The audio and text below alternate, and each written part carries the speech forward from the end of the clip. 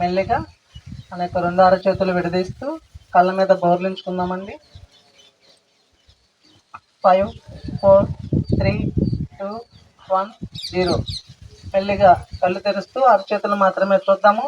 ఇంత అద్భుతమైనటువంటి ఈ ధ్యానానికి, ఈ ధ్యాన మార్గాన్ని మనకు అందించినటువంటి జగద్గురు బ్రహ్మర్షి పితామహ పత్రి మహారాజ్ ఒకసారి గట్టిగా క్లాస్ కొడదామండి. హాస్టల్ మాస్టర్స్కి, ప్రకృతి దేవతలకి ప్రతి ఆదివారం ఎంతో అద్భుతంగా నిర్వహించుకున్నటువంటి ఈ ఆత్మీయ సత్సంగాలకు thank you, thank you, thank you. Okay అండి, మరి ఈరోజు మనకి ఆత్మజ్ఞానాన్ని అందించడానికి ఇచ్చేశారు బొమ్మలూరు నుంచి ప్రసన్న మేడం గారు. మేడం గారికి ఒకసారి గట్టిగా కరతాల ధ్వనితో స్వాగతం పలుకుదాము.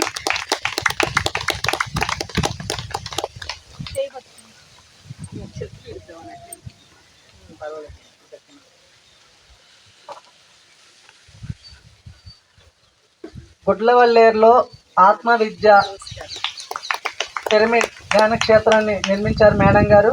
మనందరికీ కూడా సుపరిచితులే. మరి ఈరోజు మేడం గారు తీసుకున్నటువంటి టాపిక్ మనకి ఏ జ్ఞానం గురించి బోధిస్తున్నారంటే, మహాతార్ బాబాజీ ఎంతమందికి తెలుసు? మహాతార్ బాబాజీ గారి యొక్క శిష్యులు లాహిర్ మహాశయులు. లాహిర్ మహాశయులు యొక్క శిష్యులు ఇక్తేశ్వర మహారాజు. ఇక్తేశ్వర మహారాజు యొక్క శిష్యులు పరమహంస యోగానంద. మరి పరమహంస యోగానంద గారు మనకి రచించినటువంటి పుస్తకమే ఒక యోగి ఆత్మకథ. ఆ పుస్తకం గురించి తెలియని ధ్యాని అంటూ ఉండరు. అవునండి, ధ్యానం చేసే వాళ్ళకి చేయని వాళ్ళకి కూడా ఒక యోగి ఆత్మకథ అనే పుస్తకం ఎంతోమంది చదివారనమాట. ఆ పుస్తకంలో పరమహంస యోగానంద వారు చెప్పినటువంటి విషయాలు, వాళ్ళ గురువుల గురించి, ఈ యోగ శాస్త్రాన్ని గురించి, మరి పశ్చిమ దేశాల్లో ఈ యొక్క యోగాని, ఈ క్రియా యోగాన్ని అందరికీ కూడా ప్రచారం చేశారు పరమహంస యోగానంద. వారి గురువు యుక్తేశ్వర గిరి గురించి మనం ఈరోజు అందరం కూడా తెలుసుకోబోతున్నాం. మేడం గారికి మరొకసారి ధన్యవాదాలు తెలియజేస్తూ క్లాస్ ప్రారంభించవలసిందిగా కోరుతున్నాం. Thank you, thank you. ముందుగా మన గురువు గారైన బ్రహ్మర్షి పితామహ పత్రిజీ గారికి, పత్రి మేడంకి ఆత్మ ప్రణామాలు. అలాగే మనం ఇప్పుడు చెప్పుకోబోయి మహావతార్ బాబాజీ గారికి, లాహిర్ మహాశయుడికి, విశ్వేశ్వర గిరి గారికి, యోగానంద పరమహంస గారికి మనం ధన్యవాదాలు, నమస్కారాలు చెప్తున్నాం. ఈ పుస్తకం చదవనాళ్ళు ఎవరైనా ఉన్నారమ్మా? ఒక యోగి ఆత్మగల గురించి చదవనాళ్ళు ఎవరైనా ఉంటే చేతులు లేకుండా, అందరూ చదివే ఉంటారు, అందుకని అడుగుతున్నాను. ఈ బుక్ని చదవనాళ్ళు ఎవరైనా ఉన్నారా? ఉంటే చేయలేపండి, చేతులు లేపండి. చదవని వాళ్ళు ఓకే. అంటే చదవనాళ్ళకి ఏం తెలియదు కదా ఈ బుక్ గురించి, అందుకని తెలుసుకుందామని అడుగుతున్నాను. ముందు నా గురించి చెప్తాను. నా పేరు బాలప్రసన్నమ్మ అండి. నేను 2006లో ధ్యానంలోకి వచ్చాను. నేను వచ్చిన కొత్తలోనే, ధ్యానంలోకి వచ్చిన కొత్తలోనే ఆ బుక్ చదివాను. అప్పుడు ఆ బుక్ నన్ను ఎంతో ఇన్స్పైర్ చేసింది. ఎంతో ఇన్స్పిరేషన్ నాకు ఆ పుస్తకం అనమాట. నాకు ఆ మొదట్లోనే ఆ గురువులతో కనెక్షన్ ఉండేది. అప్పటి నుండి కూడా దానిలో లేనిది లేదు. ఆ బుక్ చదివారంటే మీకు మొత్తం జ్ఞానం అంతా దానిలోనే ఉంది. మనం ఏంటి, మనం అసలు ఈ భూమి మీదకి ఎలా వచ్చాము, ఎట్లా భూమి మీద జన్మ తీసుకున్నాక మళ్ళీ ఈ బాడీని వదిలేసిన తర్వాత ఎక్కడికి వెళ్తాము, ఆ పైన ఏముంటాయి, ఎన్ని లోకాలు ఉన్నాయి, అవన్నీ ఆ పుస్తకంలో ఉంటుంది. మొత్తం జ్ఞానం అంతా దానిలో ఉంది. కొత్తలో చదివినాళ్ళు ఏదో స్టోరీ లాగా చదివేసి ఉండొచ్చు, కానీ అది చదివితే ఇంకేం చదవక్కర్లేదు. మన గురించి మనం తెలుసుకోవటానికి ప్రతి ఒక్కరికి చనిపోయిన తర్వాత ఏం జరుగుతుంది అనేది తెలుసుకోవాలని ఉంటుంది కదా. ఇంతేనా, ఇది చనిపోయిన తర్వాత ఏమీ లేదు అనుకునే వాళ్ళు కూడా ఉన్నారు. కాబట్టి మన ధ్యానంలోకి వచ్చినాక అందరికీ తెలుసు చనిపోయిన తర్వాత ఏమవుతామో, మనం ఏంటి, మనందరం ఆత్మ, అంతేగాని బాడీనే కాదని మనందరికీ తెలుసు. ఒట్టాళ్ళకి అవన్నీ తెలియవు, అందుకని చెప్తున్నారు. మనందరికీ తెలిసిన విషయమే. ఎన్నో ఈ భూమి మీదకి జన్మ తీసుకుని వస్తుంది ఆత్మ. ఎన్నో ఎన్నిట్లో గుండానో సాగి చివరికి మానవ రూపంలోకి వస్తాం. ఈ మానవ రూపంలోకి వచ్చిన తర్వాత ఈ జన్మ వదిలేస్తాం, బాడీని వదిలేస్తాం. ఈ అనారోగ్యంతోనో లేకపోతే కొంత వయసు వచ్చిన తర్వాత ఇక భూమి మీద ఉండాలని ఇంట్రెస్ట్ తగ్గిపోయినప్పుడే వదిలేస్తామంట. ఇంకా ఈ శరీరంలో ఉండాలి అన్న ఇంట్రెస్ట్ తగ్గినప్పుడు కొన్ని అనివార్య కారణాల్లోనూ యాక్సిడెంట్లుగాను కూడా వదిలేస్తాం కదా. వదిలేసిన తర్వాత ఏమవుతుంది, ఆ బాడీ ఎక్కడికి అది శరీరాన్ని ఇక్కడ వదిలేస్తాం. ఇంకా కానీ మనకు లోపల ఒక సూక్ష్మ శరీరం, కారణ శరీరంలో మన ఆత్మ చుట్టుకునే ఉంటుంది. ఆత్మ ఫ్రీగా ఉండదు. మనం చేసిన కర్మలన్నీ అయిపోతేనే అదే విముక్తాత్మ అవుతుంది. ఆ విముక్తాత్మ అయ్యే వరకు కూడా ఆ రెండు శరీరాల్లో చుట్టుకునే ఉంటుంది. ఆ రెండు శరీరాలు తగిలించుకునే ఉంటుంది ఆత్మ. మనం ఈ బాడీ మాత్రమే, ఇది భూమికి సంబంధించింది, ఇది మాత్రమే వదిలేస్తాం. మనం లోనున్న సూక్ష్మ శరీరము కారణ శరీరంతో కలిసి ఆ పైన సూక్ష్మలోకాలు ఉంటాయి, అక్కడికి వెళ్ళిపోతుంది. అక్కడికి వెళ్ళిపోయిన తర్వాత అదంతా ఏంటి ఎలా ఉంటుంది అదంతా యుక్తేశ్వర గిరి గారి యోగానంద పరమహంస గారికి చెప్తారు. ఆయన యుక్తేశ్వర గిరి గారి శిష్యులు యోగానంద పరమహంస గారు. ఈయన్ని ఎంతో ముందు నుండి ఈయన ఎంతగానో తయారు చేస్తారు. ఈయన వాళ్ళ గురువుని ఎత్తుక్కోవటానికి చాలా టైం పడుతుంది.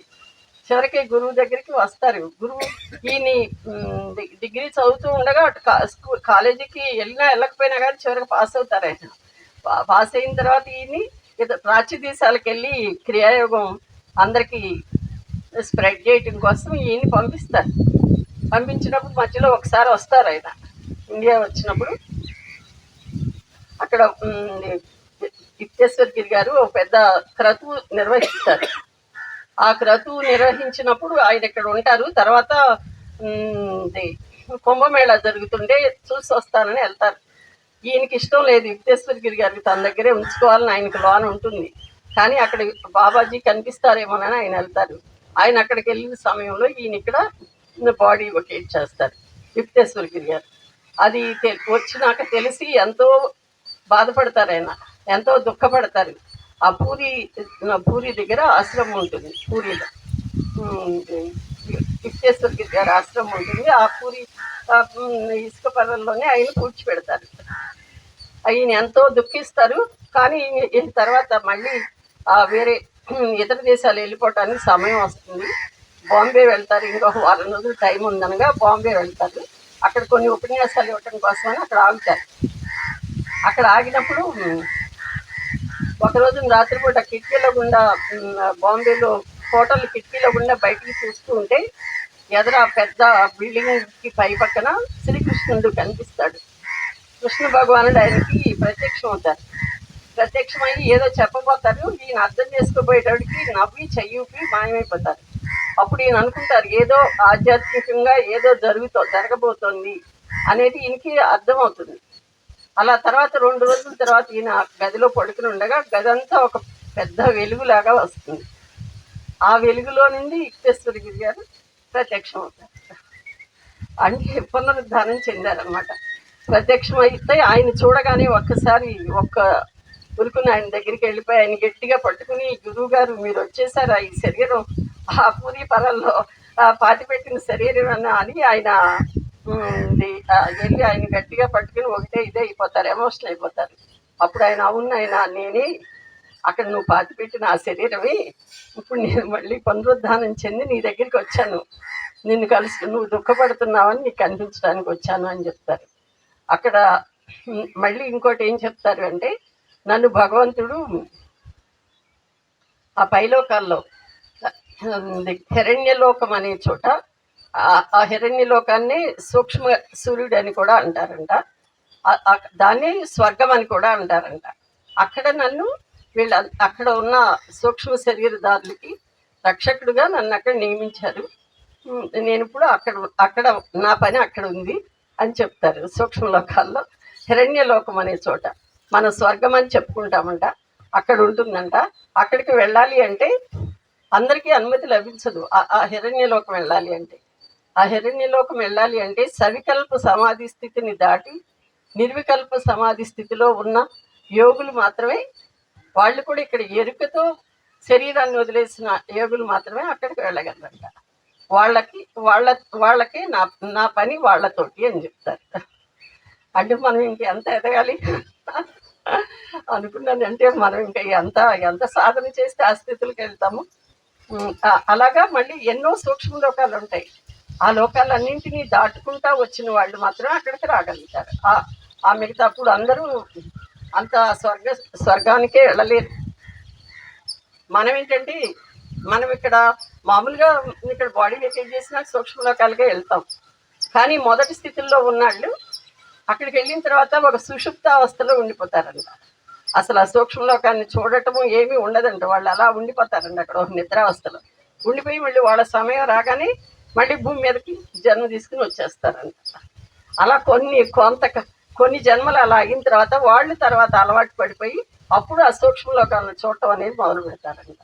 ఆ సూక్ష్మలోకాలు ఎంతో అందంగా ఉంటాయి, ఎంతో అందంగా ఉంటాయంట. కానీ అక్కడ కూడా ఎటువంటి వాళ్ళకి ఇక్కడ క్రిమినల్స్ రకరకాల వ్యక్తులు ఉంటారు కదా, వాళ్ళందరికీ మాత్రం అక్కడ సూక్ష్మ కారాగారాలు అన్నీ కూడా ఉంటాయంట. కారాగారాలు లాగా అంటే గ్రహాలు కూడా ఉంటాయంట. వాళ్ళకి ఎక్కడికి వెళ్ళటానికి లేదు, అక్కడ మాత్రమే వాళ్ళు ఉన్నారు.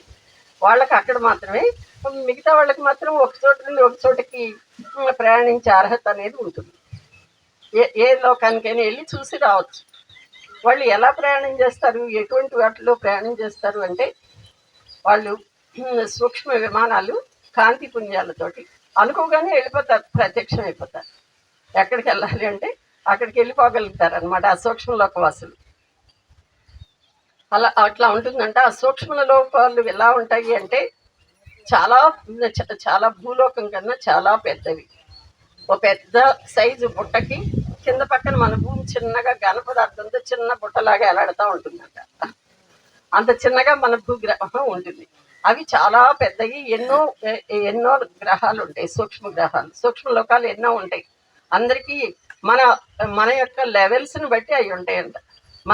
మనం ఏ లెవెల్లో ఉన్నామో దానికి వెళ్తాం. అందరూ ఒకే చోటుకు వెళ్ళలేరు. ఇక్కడ మన యొక్క మన జన్మ పరంపరను బట్టి అక్కడికి వెళ్తామంట. అక్కడికి ఇక్కడంతా భూమి మీద మనం కంప్లీట్ అన్నీ అవజేసుకుని మన కర్మఫలాన్ని అంతటినీ అవజేసుకుంటే అక్కడికి వెళ్తాము. కానీ మన సమయం వచ్చినాక భూమి మీదకి వచ్చేస్తాం. భూమి మీద కళ్ళు మూసి సూక్ష్మలోకాల్లో కళ్ళు తెరుస్తూ ఉంటాం. భూమి మీద కళ్ళు మూస్తాం, చనిపోతాం. చనిపోయి మళ్ళీ మనకి ఎప్పుడు తెలివి వస్తుంది, సూక్ష్మలోకాల్లో కళ్ళు తెరిచి చూస్తామంట. మళ్ళీ అక్కడ కూడా ఆ శరీరాన్ని వదిలేస్తాము, మళ్ళీ భూమి మీద జన్మకు వస్తాం. కానీ ఇక్కడ ఈ జన్మ పరంపరలో ఇవన్నీ మనం ఇదంతా గట్టెక్కేసిన తర్వాత ఇదంతా ఈ కర్మ ఫల అన్నిటినీ వదిలించుకుని మనం భూమి నుండి ఎప్పుడైతే విడుదల పొందుతామో అప్పుడు ఆ సూక్ష్మలో ఇంకా మనకి సూక్ష్మలో ఒక కర్మలు అనేవి ఉంటాయి. సూక్ష్మ శరీరంతో చేసిన కర్మలు ఉంటాయి. ఆ కర్మలను కూడా మనం వదిలించుకోవాలి. అప్పుడు ఆ సూక్ష్మ లోకాల్లో ఉండి అవి ఎంతో అందంగా ఉంటాయండి ఆ లోకాలు. వాటిని అక్కడికి వెళ్ళిపోయి వాటిని చూడటంతో సరిపెట్టేస్తారండి చాలా కాలం.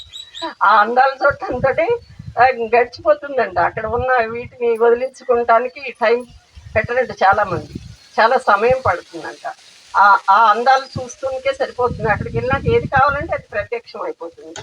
అక్కడ కూరగాయలు ఉంటాయంట, నదులు ఉంటాయంట, ఎంతో మిలమిలా మెరిసిపోయి ఆ నదులు ఉంటాయంట, వర్షాలు రంగులు వర్షాలు పడతాయంట. ఎంతో అందంగా ఉంటుందండి చూడటానికి.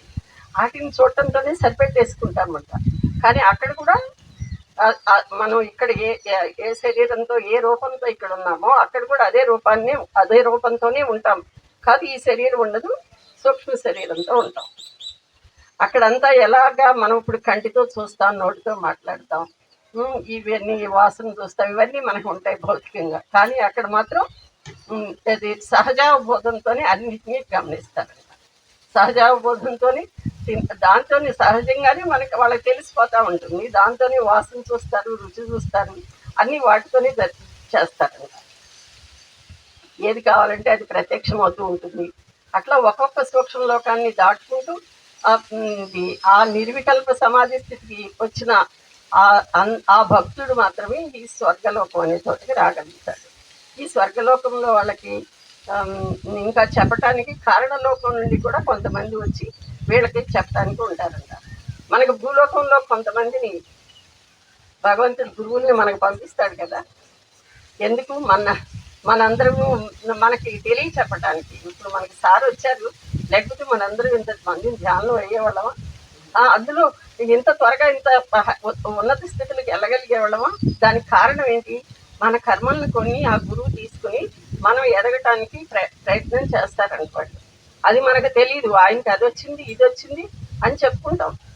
ఆయన ఎంతమందిని ముందుకు తీసుకురావడానికి ఆయన ఎంత ప్రయత్నం చేశారో, అలాగే ఆ లోకల్లో కూడా అక్కడ కూడా ఈ గురువులు వాళ్ళ యొక్క ఆ సూక్ష్మ లోకాల్లో ఉన్న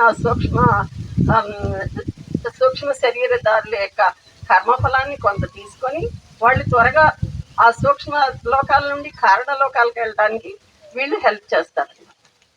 కొంత కర్మఫలాన్ని వీళ్ళు తీసుకుంటారండి. అట్లాగే మన గురువులు మన కొంత కర్మఫలాన్ని తీసుకుని మనల్ని ఇంత ముందుకి నెడుతున్నారు. అది మనకు తెలియటం లేదు కదా, ఆ విషయం మనకు తెలియట్లేదు. ఆయన గురువు ఉన్నప్పుడు కానీ అర్థమయ్యేది కాదు చూస్తే. లేకపోతే ఇంత త్వరగా ఇంతంత వర్కులు మనం చేయగలిగే వాళ్ళమేనా? అంతకుముందు ఊరికి ఇంట్లో ఉండేవాళ్ళం మనం. ఎలా ఎలా అది నెట్టబడ్డాం మనం ఇదంతా. అవన్నీ ఉంటాయన్నమాట, వెనక కనిపించవు ఆ గురువులు. ఇప్పుడు ఒక గురువు మన భూమి మీదకి వచ్చారు అంటే ఆయన విముక్తాత్మ అయిపోయి ఆ తర్వాత మనకి సేవ చేయడానికి ఆయన భూమి మీదకి వచ్చారు. నాకు ఆ బుక్ చదువుతుంటే ఇవన్నీ నాకు బాగా క్లారిటీ అనిపించింది అనమాట. మన విముక్తాత్మ అయిపోవాలి అంటే ఈ సూక్ష్మ శరీర కర్మల్ని వదిలించుకోవాలి.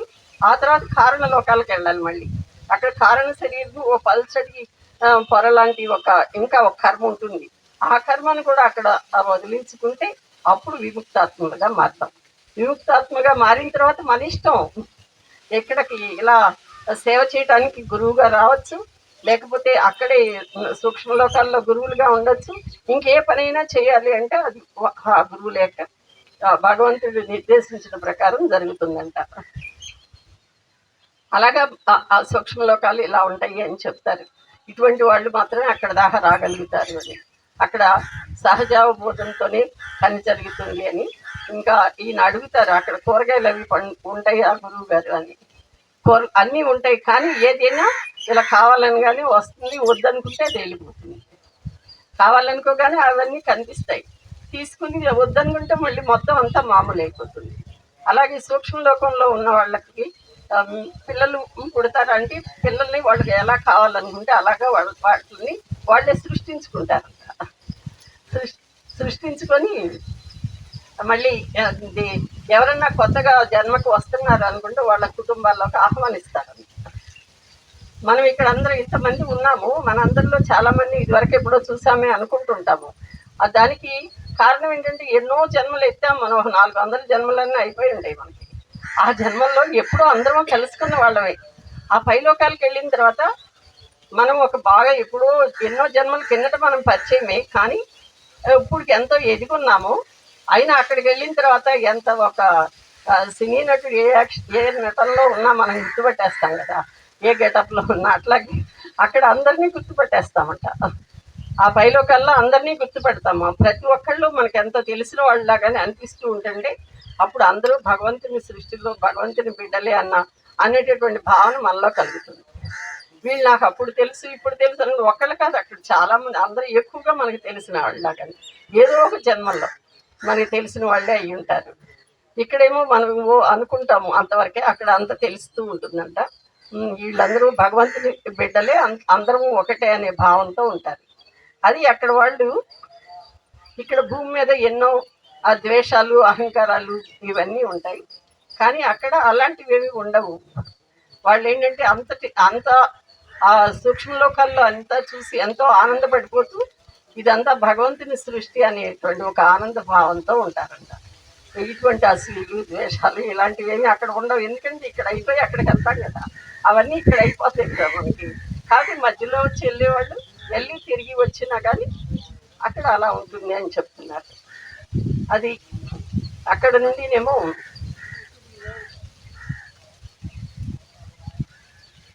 అలా అక్కడ దాకా అలా ఉంటుంది.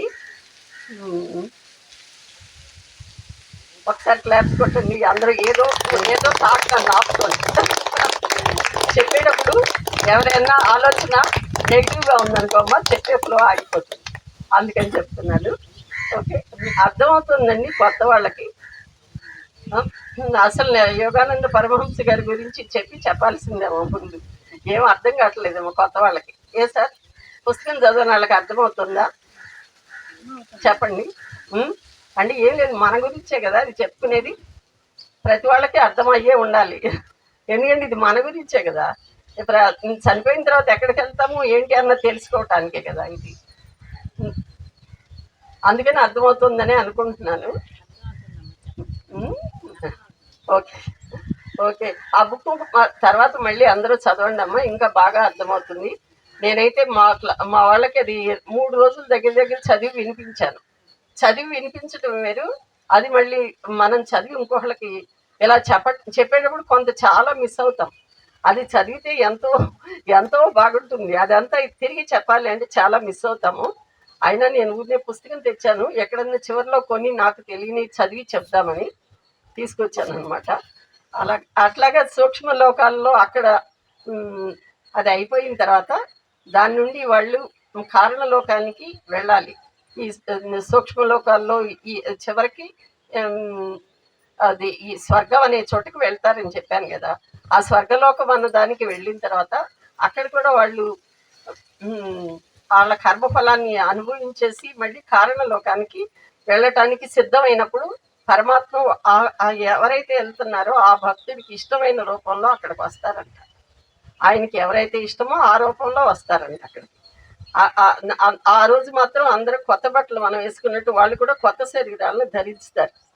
అది ఉంటుందంట అక్కడ. ప్రత్యేకమైన దినాల్లో కొత్త శరీరాలు ధరిస్తారు. ఉన్న శరీరం కాకుండా మనం కొత్త బట్టలు వేసుకున్నట్టు అక్కడ కొత్త శరీరాలు ధరిస్తారంట. అప్పుడు ఆ భక్తుడు కనుక ఎంతో భక్తి భావంతో కనుక చూస్తే ఆ పరమాత్మ అమ్మవారి రూపంలో కనిపిస్తారంట. అలాగా ఆ రోజున అక్కడి నుండి ఆయన కారణలోకానికి వెళ్తాడు. ఇక్కడ ఈ సూక్ష్మ లోకాల్లో ఇది అయిపోయిన తర్వాత మనం ఇంకా ఈ సూక్ష్మ శరీరాన్ని వదిలేసిన తర్వాత కారణ లోకాలకు వెళ్ళాలి. అక్కడ ఇంకా ఉంది, ఇంకో తొడుగు ఉంటుంది మనసుకి. మనకు 3 శరీరాలు సముదాయం: భౌతిక శరీరం, సూక్ష్మ శరీరం, కారణ శరీరం. ఈ 3 శరీరాలు సముదాయం. మనం ఈ భౌతిక శరీరంతో ఈ భూమి మీద జన్మ తీసుకుంటాం. ఈ భూమి మీద అయిపోయిన తర్వాత సూక్ష్మ శరీరంతో భౌతిక శరీరాన్ని వదిలేసి సూక్ష్మ శరీరంతో సూక్ష్మ లోకానికి వెళ్తాం. ఇక్కడ పనులన్నీ భూమి నుండి విడుదల పొందిన తర్వాత సూక్ష్మ లోకాల్లో మన కర్మలను వదిలించుకున్న తర్వాత కారణ లోకాలకు వెళ్ళాలి. కారణ లోకాల్లో కూడా అక్కడ ఏంటంటే ఎంతో కారణలోకం అంటే కారణ శరీరం అంటే ఏంటి అంటే భావనామయ శరీరం అనమాట. మనం మామూలుగా కూడా మనం బాగా ధ్యానంలో కూర్చుని ఉన్నాం అనుకోండి, అప్పుడు మనం ఒక రకమైన ఒక స్థితిలోకి వెళ్ళిపోతాం. ఆ స్థితి మనకి ఇక్కడ కూడా మనం గమనించవచ్చు 3 స్థితుల్ని. ఈ భౌతిక శరీర స్థితి, సూక్ష్మ శరీర స్థితి, కారణ శరీర స్థితిని మనం తెలుసుకోవచ్చు. ఎట్లాగా అంటే భౌతిక శరీరంతో మనం మామూలుగా బయట చూస్తూ అన్నిటిని గురించి తెలుసుకునేది భౌతిక శరీర స్థితి. సూక్ష్మ శరీర స్థితి అంటే ఆలోచనలు, మన ఆలోచనలలో ఉండటాన్ని ఆలోచనలు అనమాట. ఆలోచనల సముదాయమే సూక్ష్మ శరీరం. మనసు ఆలోచనలు, దాన్ని తెలుసుకుంటాం. అలాగే భావాలు, మనకి కారణ శరీరం మనకు బాగా యాక్టివేషన్లో ఉంది అంటే మన భావాలు ఎంతో ఉన్నతమైనవిగా ఉంటాయి. మనకు వచ్చే భావాలు ఎంతో ఉన్నతమైనవిగా ఉంటాయి. అది మనం ధ్యాన స్థితిలో ఉన్నప్పుడు ఆ ధ్యాన స్థితిలో ఉన్నప్పుడు మనకు అది అర్థమవుతుంది. మన లోపలికి అటువంటి భావాలను పైనుండి మనం రిసీవ్ చేసుకోగలుగుతాం కూడా. మనం ఉన్నతమైన భావాలను రిసీవ్ చేసుకోగలుగుతాం. ఆ 3 స్థితులు. ఇప్పుడు అక్కడ కారణ లోకాలకు వెళ్ళిన తర్వాత అక్కడంతా ఆనందమయ శరీరంతో ఎప్పుడు తన్మయత్వంలో ఉంటారంట వాళ్ళు. ఇంకా వాళ్ళకి అదే ఆహారం, అంతా అదే. ఎప్పుడు తన్మయత్వంలో ఆనందంగా ఉంటారు. దానిలో పడిపోతారంట వాళ్ళు. అక్కడ కూడా త్వరగా దీన్ని వదిలించుకుని ఇంకా విముక్తాత్మ అవుదామన్న దానికన్నా కూడా ఎక్కువ ఆనంద స్థితిలో ఉండిపోతూ ఉంటారంట. ఆనంద స్థితిలో ఎంతో కాలం ఉంటారంట వాళ్ళు. అక్కడ కూడా వాళ్ళకి కూడా ఒక గురువు ఉంటారు. వాళ్ళు ఇంకా త్వరగా ఆ విముక్తాత్మలు చేయడానికి, వాళ్ళకి రక్షణ కల్పించడానికి. అలా ఎక్కువ ఆనంద స్థితిలో ఎప్పుడైతే అతిగా మునిగిపోతారో అప్పుడు ఒకసారి ఆ శరీరాన్ని వదిలేస్తారంట. ఆ కారణ శరీరాన్ని కూడా వదిలేసి అప్పుడు విముక్త ఆత్మ అవుతుందంట. ఆత్మ విముక్తి పొందుతుంది. మనం మరి ఇవన్నీ చేయాలి. ఇవన్నిటిని వెళ్ళాలి అంటే మనం ఇక్కడ వీటన్నిటిని గట్టిగా పట్టుకుని ఉండకూడదు. ఈ భౌతిక ముందు మనం ఇంకెక్కడే ఉన్నాం, ఇక్కడ ఇంకప్పుడే ఎక్కుతున్నాం మనం కదా. అక్కడ అది ఎప్పుడైతే విముక్తాత్మ అవుతుందో ఇంకా ఆ విముక్తాత్మ అప్పుడు తను ఈ నిర్ణయాలు తీసుకుంటుంది ఏం చేయాలి అనేది. అలాగే జీసస్ కూడా ముందే విముక్తాత్మ అయ్యి తర్వాత భూమి మీద జన్మ తీసుకుని యేసుక్రీస్తుగా వచ్చారంట. అట్లా మన గురువులందరూ కూడా ముందే విముక్తాత్మలే. వాళ్ళందరూ విముక్తాత్మ అయిన తర్వాత ఇక్కడికి వచ్చారు. మనం ఎంత పిచ్చిగా మాట్లాడి వారి గురువుని, అది అవి కూడా పెద్ద పెద్ద కర్మలు మనకి. గురువు గురించి ఎంత పిచ్చి పిచ్చిగా తెలియక ఎంత చండాలంగా మాట్లాడారు అందరూ. అది ఎన్ని కర్మలు పోగు చేసుకుంటాం మనం. ఒక విముక్తాత్మ మనకి ఇక్కడ పడి కొట్టుకుంటున్నామని చెప్పి మనకి చేయటనివ్వటానికి వచ్చారు. ఇదే కాదు జీవితం, ఇంకెంతో ఉంది. మీరు ధ్యానం చేసి మనకి ఈ సేవ చేసే భాగ్యాన్ని ఇచ్చారు. ఆ గురువులు చేసే సేవని మనం కూడా కొంత పంచుకుంటున్నాం కదా. ఇక్కడ 10 మందికి ధ్యానం గురించి చెప్తున్నాం కదా, అది కూడా సేవేగా. అది చేద్దాం మనందరం. పిల్లలకి నుండి వర్క్ త్వరితంగా చేద్దాం. తొందరగా అందరూ త్వరితంగా చేద్దాం. అంటే ఇది మనకి గురువు ఇచ్చిన అవకాశం ఈ సేవ చేయటం అనేది. మనం ఆ విముక్తాత్మ అయినా మళ్ళీ వచ్చి మనం ఈ సేవలే చేయాలి. అది ఇప్పుడు నుండి చేద్దాం. త్వరగా ఎదగటానికి ఉపయోగపడుతుంది కదా అది మనకి. అందరూ ఎవరికి కుదిరింది వాళ్ళు ఏమో అలా విముక్తాత్మ అవుతాము. అప్పుడు యోగానంద గారు అడుగుతారు, ఇంకా చెప్పండి గురువు గారు, మనకిను అక్కడ ఉన్న వాళ్ళకి పునర్జన్మల్లో తేడా ఏమిటి, మన భూలోకంలో అక్కడికి తేడా ఏంటి అని అడుగుతారు. అడిగినప్పుడు ఈయన చెప్తారు, మనము మామూలుగా కారణ శరీరదారులు అంట. మానవుడు కారణ శరీరదారుడు. దానికి 35 తత్వాలతో కూడిన 35 తత్వాలతో మనం శరీరాన్ని నిర్మించారంట. దానిలో 19 తత్వాలు సూక్ష్మ శరీరం. సూక్ష్మ శరీరంలో 19 తత్వాలు ఉంటాయి. 16 తత్వాలు భౌతిక శరీరంలో పెట్టుకొని భగవంతుడికి అవసరమైనవి. ఈ మానవుడిని సృష్టించడానికి 35 తత్వాలు అవసరమైనవి. వాటిల్లో 19 సూక్ష్మ శరీరము, 16 భౌతిక శరీరానికి అవసరమైనవి. ఆ 19 ఏంటి అంటే, 1 మనసు, బుద్ధి, అహంకారము, చిత్తము. ఇవి కాక 5 జ్ఞానేంద్రియాలు. 5 జ్ఞానేంద్రియాలు తెలుసు కదా, కన్ను, చెవి, ముక్కు. 5 జ్ఞానేంద్రియాలు, 5 కర్మేంద్రియాలు, 5 ప్రాణశక్తికి తాలూకు ఒక 5 అన్నింటి విసర్జన. అది అవి మాత్రం చూసి చెప్తా, ఎందుకంటే శాంతం చెప్పలేకపోతే బాగోదు కదా. అవి 19 అనమాట. ఆ 19 తోటి సూక్ష్మంగా సూక్ష్మ శరీరం నిర్మించబడుతుంది. ఇవన్నీనేమో 15. కానీ మన భౌతిక శరీరం మామూలుగా ఉంటుంది. ఇప్పుడు మనం చూస్తున్నాము అంటే దాని వెనక మన సూక్ష్మ శరీరంలో ఉన్న 5 జ్ఞానేంద్రియాలు సరిగ్గా ఉంటేనే మనం ఈ బయట ఉన్నవన్నీ బాగా పనిచేస్తాయి. అన్నీ సూక్ష్మ శరీరంలోనే ఉంటాయి. ఇది బయట బాగా కనిపిస్తున్నా కానీ లోన అది కరెక్ట్గా పెట్టుకుని వస్తేనే మనం ఈ భూమి మీదకి వచ్చేటప్పుడు వాటిని అన్నింటినీ సరిగ్గా పెట్టుకొని రావాలి. లేకపోతే ఏదన్నా ఒకటి సరిగ్గా పెట్టుకుని రాలేదంటే దాని ద్వారా ఏదో నేర్చుకోవడానికి సరిగ్గా పెట్టుకుని రావు. అదనమాట. అది ఇంకో బుక్లో చదివాను అవన్నీను. ఆ లోపల ఉన్న 19 కరెక్ట్గా ఉంటేనే ఈ బయట శరీరం బాగుంటుంది, ఈ శరీరం బాగుంటుంది. అంత దానిలోని ఈ శరీరం వదిలేసినా కానీ ఆ శరీరంలో అవన్నీ ఉంటాయి. అట్లాగే పైలోకాలకి అలాగే వెళ్తుంది. అక్కడి నుండి ఆ స్వర్గలోకం అనే దానికి వెళ్ళాలి అంటే ఇవన్నీ సాట్లు దాటి ఆ సూక్ష్మ శరీరాన్ని తీసేసి మళ్ళీ కొత్త శరీరం తీసుకొని అక్కడికి వెళ్తుందంట. ఆ స్వర్గం అనే చోటుకి అక్కడికి వెళ్ళి మళ్ళీ తర్వాత అది కూడా వదిలేసి కారణ శరీరాన్ని తీసుకొని, కారణ శరీరాన్ని మాత్రం చుట్టుకొని ఉంటుంది కదా, దాంతో కారణలోకాలకు వెళ్తుంది. ఈ 35 తత్వాలతోటి ఆ తత్వాలు ఏదో చెప్తాను.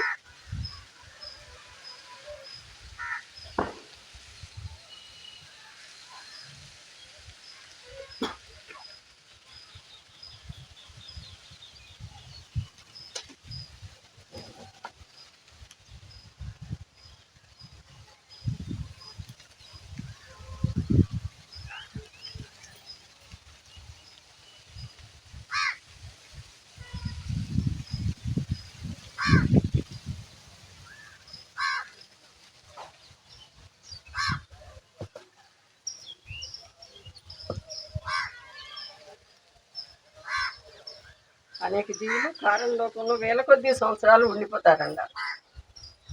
గాఢతరమైన ఆనందాతిరేకం వల్ల విముక్తాత్మ అప్పుడు స్వల్పమైన కారణ శరీరంలోంచి బయటకు వచ్చి కారణ విశ్వానికి ఉన్న విస్తారత అనే రూపాన్ని ధరిస్తుంది.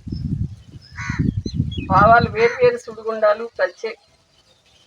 ప్రత్యేకీకృత శక్తి తరంగాలు, ప్రేమ, ఆనందము, శాంతి, సహజావబోధము, ప్రశాంతత, స్వయం సమయము, ఏకాగ్రత ఇవన్నీ కరిగి పరమానంద సాగరంలో లీనమైపోతాయంట.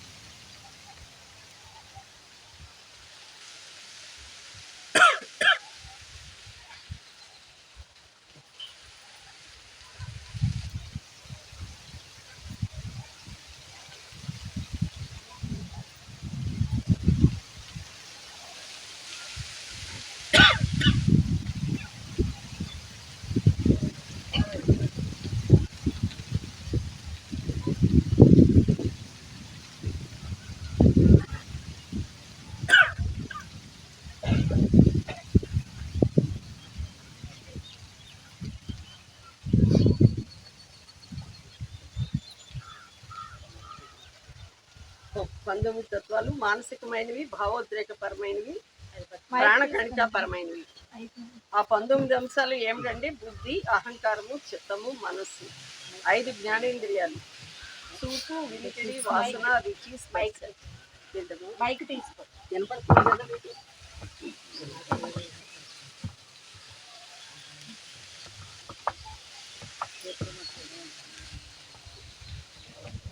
వాటిని శబ్ద, స్పర్శ, రూప, రసగంధాలు అంటారంట. గ్రహించడానికి ఉపకరించే సూక్ష్మ ప్రతిరూపాలు. 5 కర్మేంద్రియాలు: ప్రజననానికి, విసర్జనకు, మాటకు, నడకకు, కాయిక కర్మలకు ఉపకరించే సామర్థ్యాల మానసిక ప్రతిరూపాలు.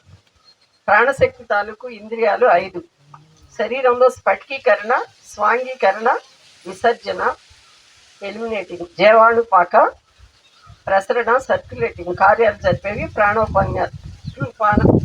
వ్యానోదన సమాన వాయువులు. 19 తత్వాల సూక్ష్మ శరీర కోసం 16 స్థూల రసాయన మూలకాలతో రూపొందిన భౌతిక శరీరం నశించిన తర్వాత కూడా ఉంటుంది. భౌతిక శరీరం నశించిన తర్వాత కూడా ఈ సూక్ష్మ శరీరం ఉంటుంది అని చెప్తున్నారు.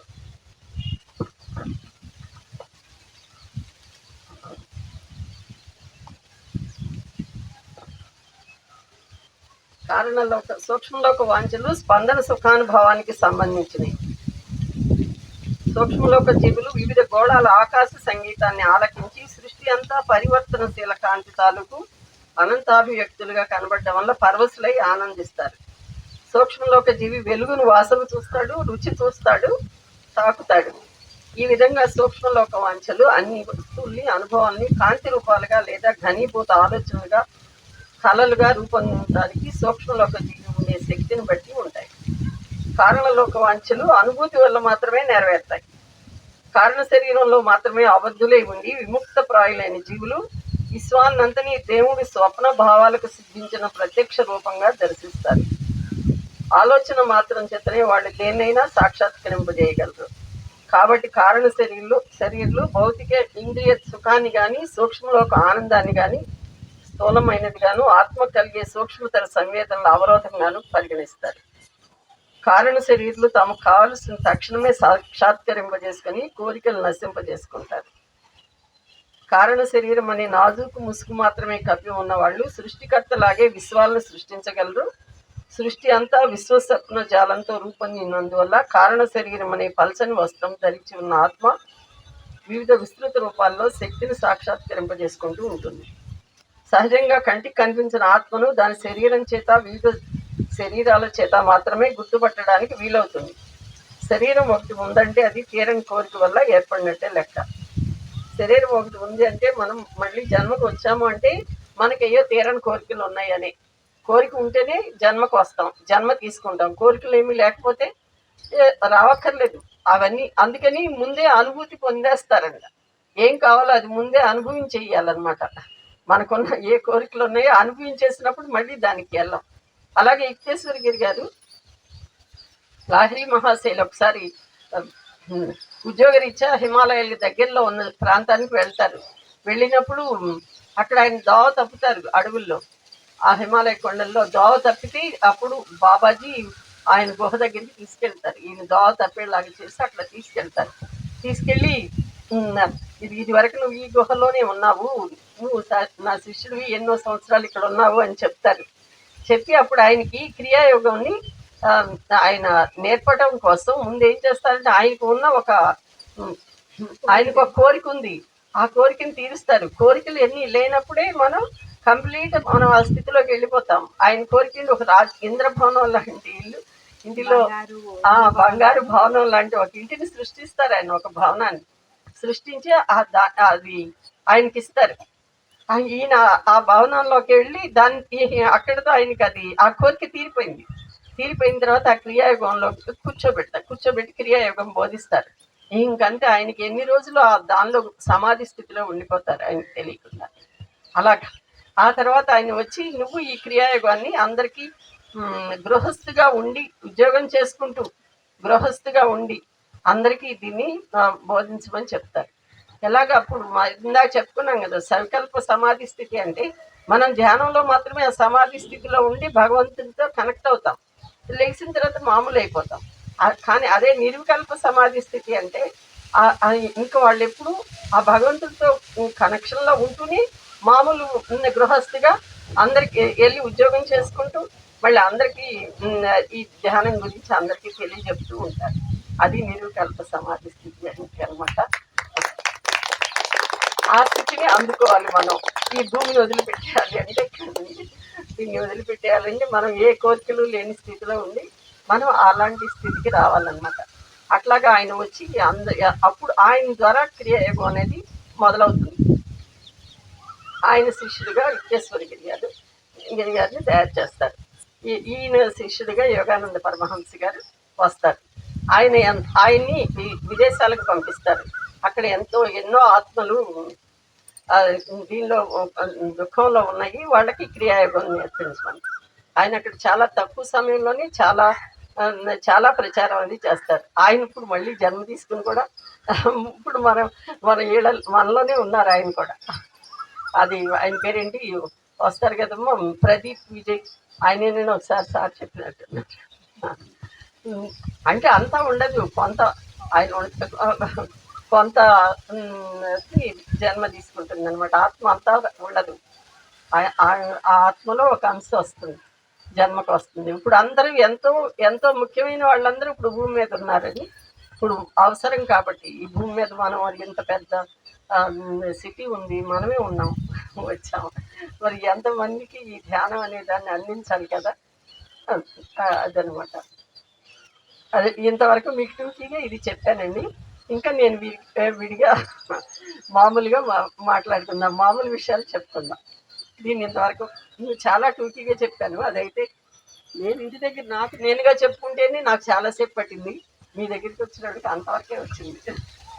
మనం రిసీవ్ చేసుకునే వాటిని బట్టి మనం చెప్పేది మన లోపల నుండి ఆ జ్ఞానం బయటకు వస్తుంది. నా గురించి ఇందా చెప్తానని చెప్పలేదు కదమ్మా. నేను 2006లో ధ్యానానికి వచ్చాను. అప్పుడు అనుకోకుండా మా పక్కింటామే ఊళ్ళో ధ్యానం నేర్పిస్తున్నారంటే వెళ్దామా అంటే సరే అని వెళ్ళాం. 11 గంటల టైంలో ఆ వంశీ గారు వచ్చారు ఊళ్ళోకి. అప్పుడు చిన్న పిరమిడ్ ఉంది ఊళ్ళో. ఆయన అప్పటికి క్లాస్ అయిపోయింది, ధ్యానం కూడా అయిపోయింది. కొత్తగా వచ్చారమ్మా అని మళ్ళీ ధ్యానంలో కూర్చోబెట్టారు. అక్కడ ఒక 20 నిమిషాలు చేయించారు ధ్యానం. నా 20 నిమిషాల్లోనే ఆ ధ్యాన స్థితి ఏంటో అనుభూతి పొందాను. మరి పిరమిడ్ మూలానో మళ్ళీ అయితే మనం గత జన్మల్లో చేసుకుని ఉంటేనే ఇప్పుడు వెళ్ళగలుగుతాం. ఆ టయానికి నేను ఆ, నా టైం అది కాను అప్పటి వరకు. ఆ రోజున కనుక నేను ఆ స్థితిని అనుభూతి పొందకపోతే ఇప్పుడు ఇన్ని క్లాసులు అప్పుడు లేవండి. అక్కడ ఏ పుస్తకాలు అమ్ముతుంటే పుస్తకాలు కూడా 2 కొనుక్కొచ్చాను. ఆ ధ్యానం నచ్చింది. ఆ బుక్స్ నచ్చినాయి. స్పిరిచువాలిటీ అంటే ఇదా అనే ఒక అవగాహన కలిగింది. మామూలుగా అయితే ఏదో గుళ్ళకెళ్తాం, దండం పెట్టుకుంటాం, ఆ పూజలు చేస్తాం, వస్తాం, అంతవరకే. ఏమి తెలీదు. అవన్నీ కూడా నిజమని నమ్మే స్థితి కూడా కాదు. ఎప్పుడైతే ఈ పుస్తకాలన్నీ చదువుతూ మొదలు పెట్టామో నాకు స్పిరిచువాలిటీ అంటే ఇదే అనే ఒక అవగాహన కలిగింది. అవగాహనతోటి ఇంకా పుస్తకాలు చదవటం. మా ఊళ్ళో ఒక అది ఎవరైతే క్లాస్ పెట్టారో వాళ్ళ ఇంటికాడ ఈ బుక్స్ ఉంటాయి. ఆ పుస్తకాలు 2 అయిపోయిన తర్వాత 2 ఆ దగ్గర తెప్పించేదాన్ని. నాకు బుక్ రీడింగ్ బాగా అలవాటు మొదటి నుండి కూడా. ఆ పుస్తకాలు అవి బుక్స్ నచ్చినాయి. ఆ మెడిటేషన్ నచ్చింది. అక్కడ అనుభవం నచ్చింది. ఆ అనుభవంలో ఒక ఎక్స్పీరియన్స్ కూడా వచ్చింది. ఆ స్థితి కోసం ఇంటి దగ్గర చాలా తపనతో చేశాను నేను. పుస్తకాలు చదువుతుంటే మనకి కళ్ళు వాలిపోతూ ఉంటాయి. ఎనర్జీ వస్తుంది ఆ బుక్స్ నుండి. మళ్ళీ అప్పుడు కాసేపు ధ్యానం చేసేదాన్ని. మళ్ళీ లెగ్సి మళ్ళీ చదివేదాన్ని. అలా ఎప్పుడు మార్నింగ్ తెల్లవారుజాము 4కి లేచి 7 వరకు కూర్చునేదాన్ని. మళ్ళీ పడుకునే ముందు ధ్యానం చేయకుండా పడుకునేదాన్ని కాదు. అలా నేను సాధన చేశానండి. ఆ రోజున మాంసాహారం తినే వాళ్ళు చేయలేకమంటే నేను లేపాను. తింటారమ్మా, సాధన చేయండి, మానేస్తారన్నారు. నాకు చాలా తొందరగానే నోటి దగ్గర పెట్టుకుంటే వాంతి వచ్చే స్థితి వచ్చింది. ఆ స్థితి వచ్చిన తర్వాత ఇంకెప్పుడైతే మానేశానో ఇంట్లో ఉన్న పాత్రలతో సహా మార్చేసాం. సార్ పాత్ర శుద్ధి అని చెప్పారు. ఆ పాత్రలన్నీ తీసేసి తర్వాత ఎవరో ఊళ్ళో ఇళ్ళు అవి తగలబడుతున్నాయని సామాన్లు అడిగితే అవి కూడా ఇచ్చానమాట. అలా పాత్రలు తీసేసి కొత్త పాత్రలను వాడుతూ అప్పటి నుండి మా ఇంటికి ఎవరొచ్చినా, అల్లుడు వచ్చినా, ఎవరి కోడలు వచ్చినా, ఎవరొచ్చినా ఇదే వాళ్ళు కూడా ఇవే బాగుంటాయి, ఇవే పెట్టమని అనేవారు. అప్పటి నుండి నేను అలా సాధన చేశానండి. 2006లో అక్కడ ఎప్పుడు క్లాసులు ఎప్పుడో సంవత్సరానికి ఎప్పుడో తప్ప క్లాసులు ఉండేవి కాదు. దాని పుస్తకాలు చదవటం ద్వారానే నేను జ్ఞానాన్ని తెలుసుకున్నాను. చాలా బుక్స్ చదివాను. అట్లా పత్రి సార్ని కలవటం. నాకు తెలియకుండానే ఒక రోజు ధ్యానంలో క్లాసులు పెట్టమని వచ్చింది, మెసేజ్ వచ్చింది. వచ్చినప్పుడు అలా మా ఇంటి దగ్గర 2008లో మా ఇంటి దగ్గర క్లాసులు పెట్టామండి. అది ఒక 40 రోజులు కంటిన్యూ చేశాను. ఆ తర్వాత 2009లో అమెరికా వెళ్ళాను మా అబ్బాయి దగ్గరికి. అక్కడికి వెళ్తూ కొన్ని ఇంగ్లీష్ పాంప్లెట్స్ అవి పట్టుకెళ్ళాను. సీడీలు, మనకి స్పిరిచువల్ రియాలిటీ సీడీస్ ఉంటాయి కదా, ఆ సీడీలు తీసుకెళ్ళాను. అక్కడ కొంతమంది అమెరికన్స్కి ఆ సీడీలు అవి ఇచ్చాను. ఆ స్పిరిచువల్ రియాలిటీ జనవరి 1కి అవి పంచిపెట్టాను అందరికి. మా అబ్బాయి ఇంకా కొత్త సీడీలు తయారు చేశాడు అదే దాన్ని. అలా అక్కడ అప్పుడు వెళ్ళినప్పుడు 6 నెలలు ఉన్నాను, 8 నెలలు ఉన్నాను. ఆ 8 నెలల్లో మా పక్క ఎదర ఉన్న ఇంటానికి అలా కొందరికి ధ్యానం నేర్పాను. అట్లా అప్పుడు వెళ్ళి వచ్చిన తర్వాత సార్ అప్పుడు గుడివాడ పిరమిడ్ శంకుస్థాపనకు వచ్చారు పత్రి సార్. వెళ్ళాము. అప్పుడు ఈమె అమెరికా వెళ్ళి అక్కడ ప్రచారం చేసి వచ్చిందని చెప్పారు పక్కన ఉన్నట్లు. ఏం లేదు సార్, స్పిరిచువల్ రియాలిటీ సీడీలు పంచొచ్చాను అన్నాను.